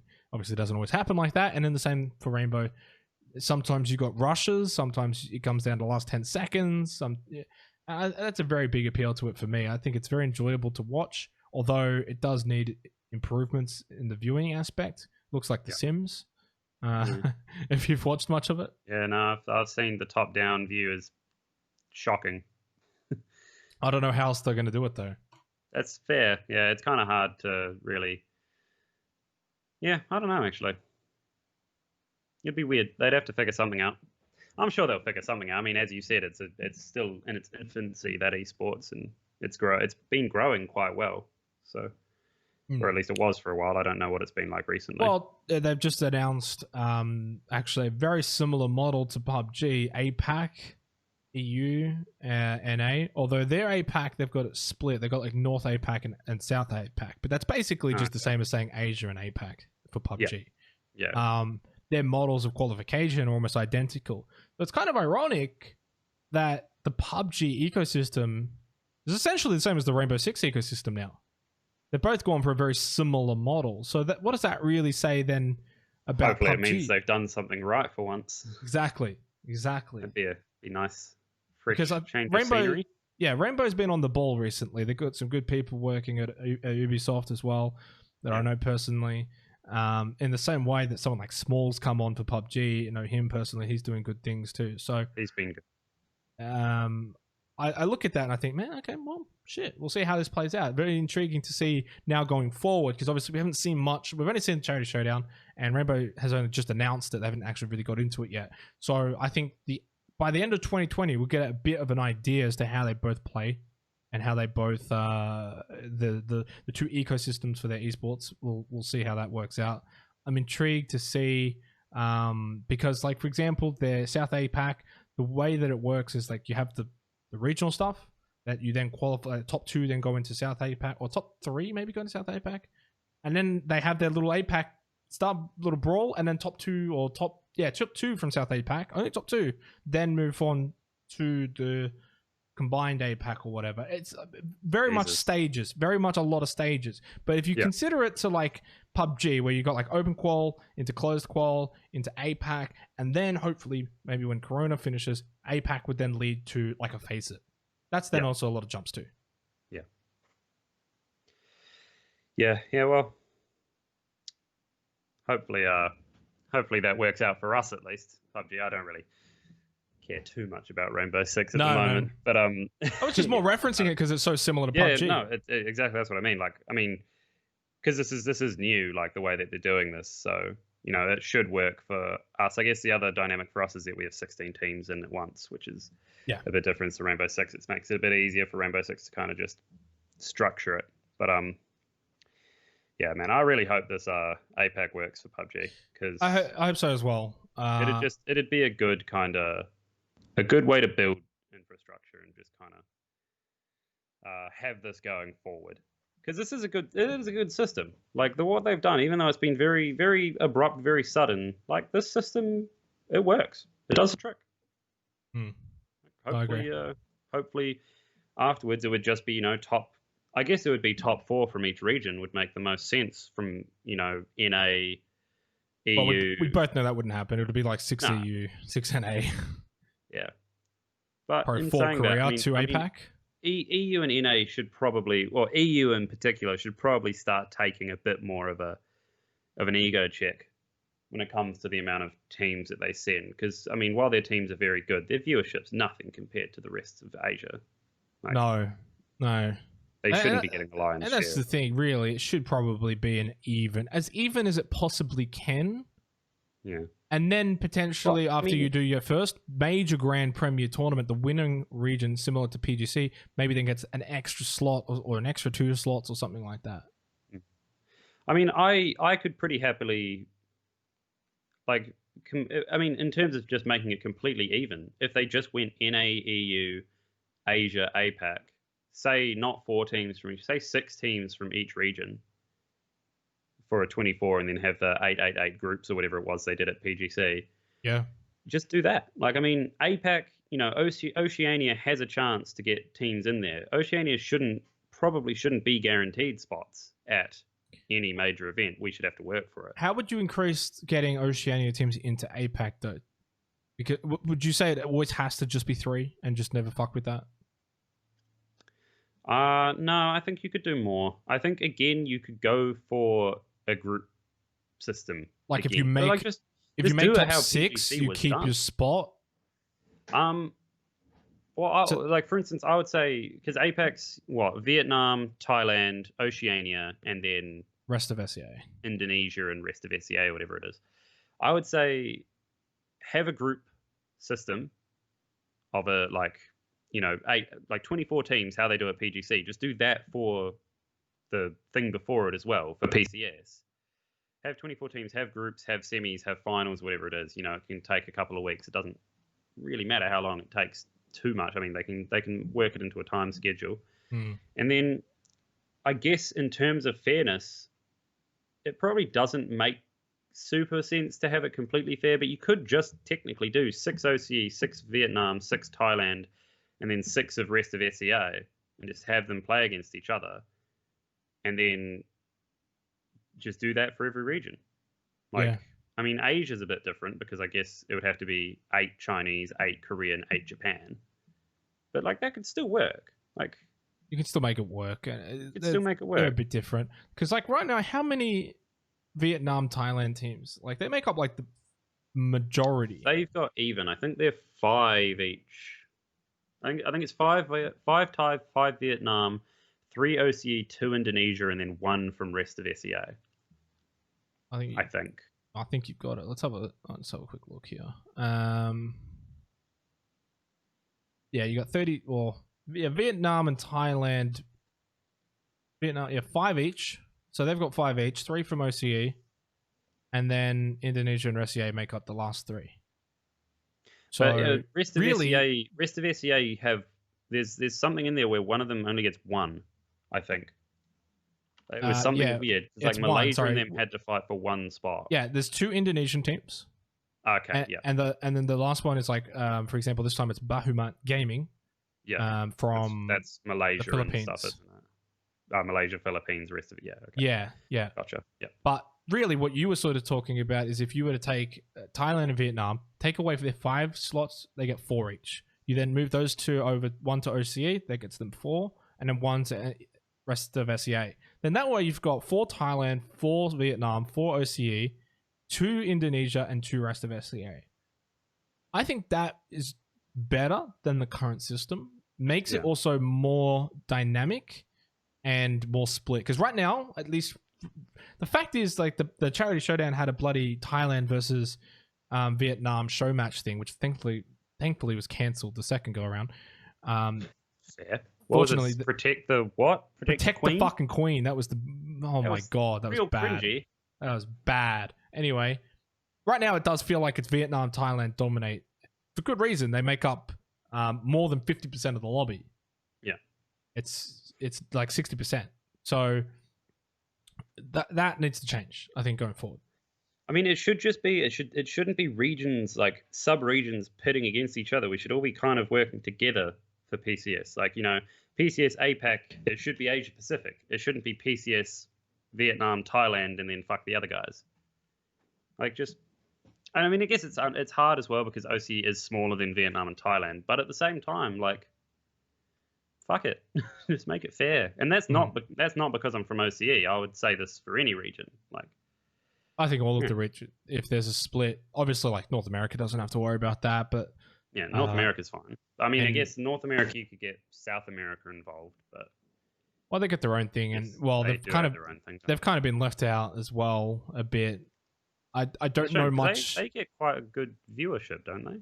South America, probably about the same as North America. I mean, I'd like to see them just combine with North Americas and have just them be just the Americas or something along those lines. Maybe fucking include Canada or something. I mean, it's hard to do it online, I guess, because of the ping differences. I mean, we struggle with ping differences at the moment, but this would be the type of thing you could do for, you know, when the virus is stopped. You could definitely, it would be valid. Yeah, I don't know. Just the way they keep giving certain regions more slots than other regions. I don't know. It just doesn't make sense to me. Like, I mean, I get it does kind of make sense in terms of like those are the stronger regions, but at the same time, like, just make it even. Fuck it. Yeah.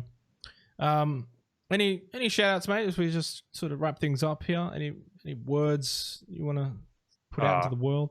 Nothing in too much particular. Go follow Astra. Do it. Easier. We need followers because we got new team. But no, apart from that, just, you know, thanks for having me on. Shout out to everyone who watches, I guess. You got PCS APAC in like what, 6 days? Something like that. Something like that. I'm not 100% sure. I don't know when this is going out anyway. I think next Wednesday.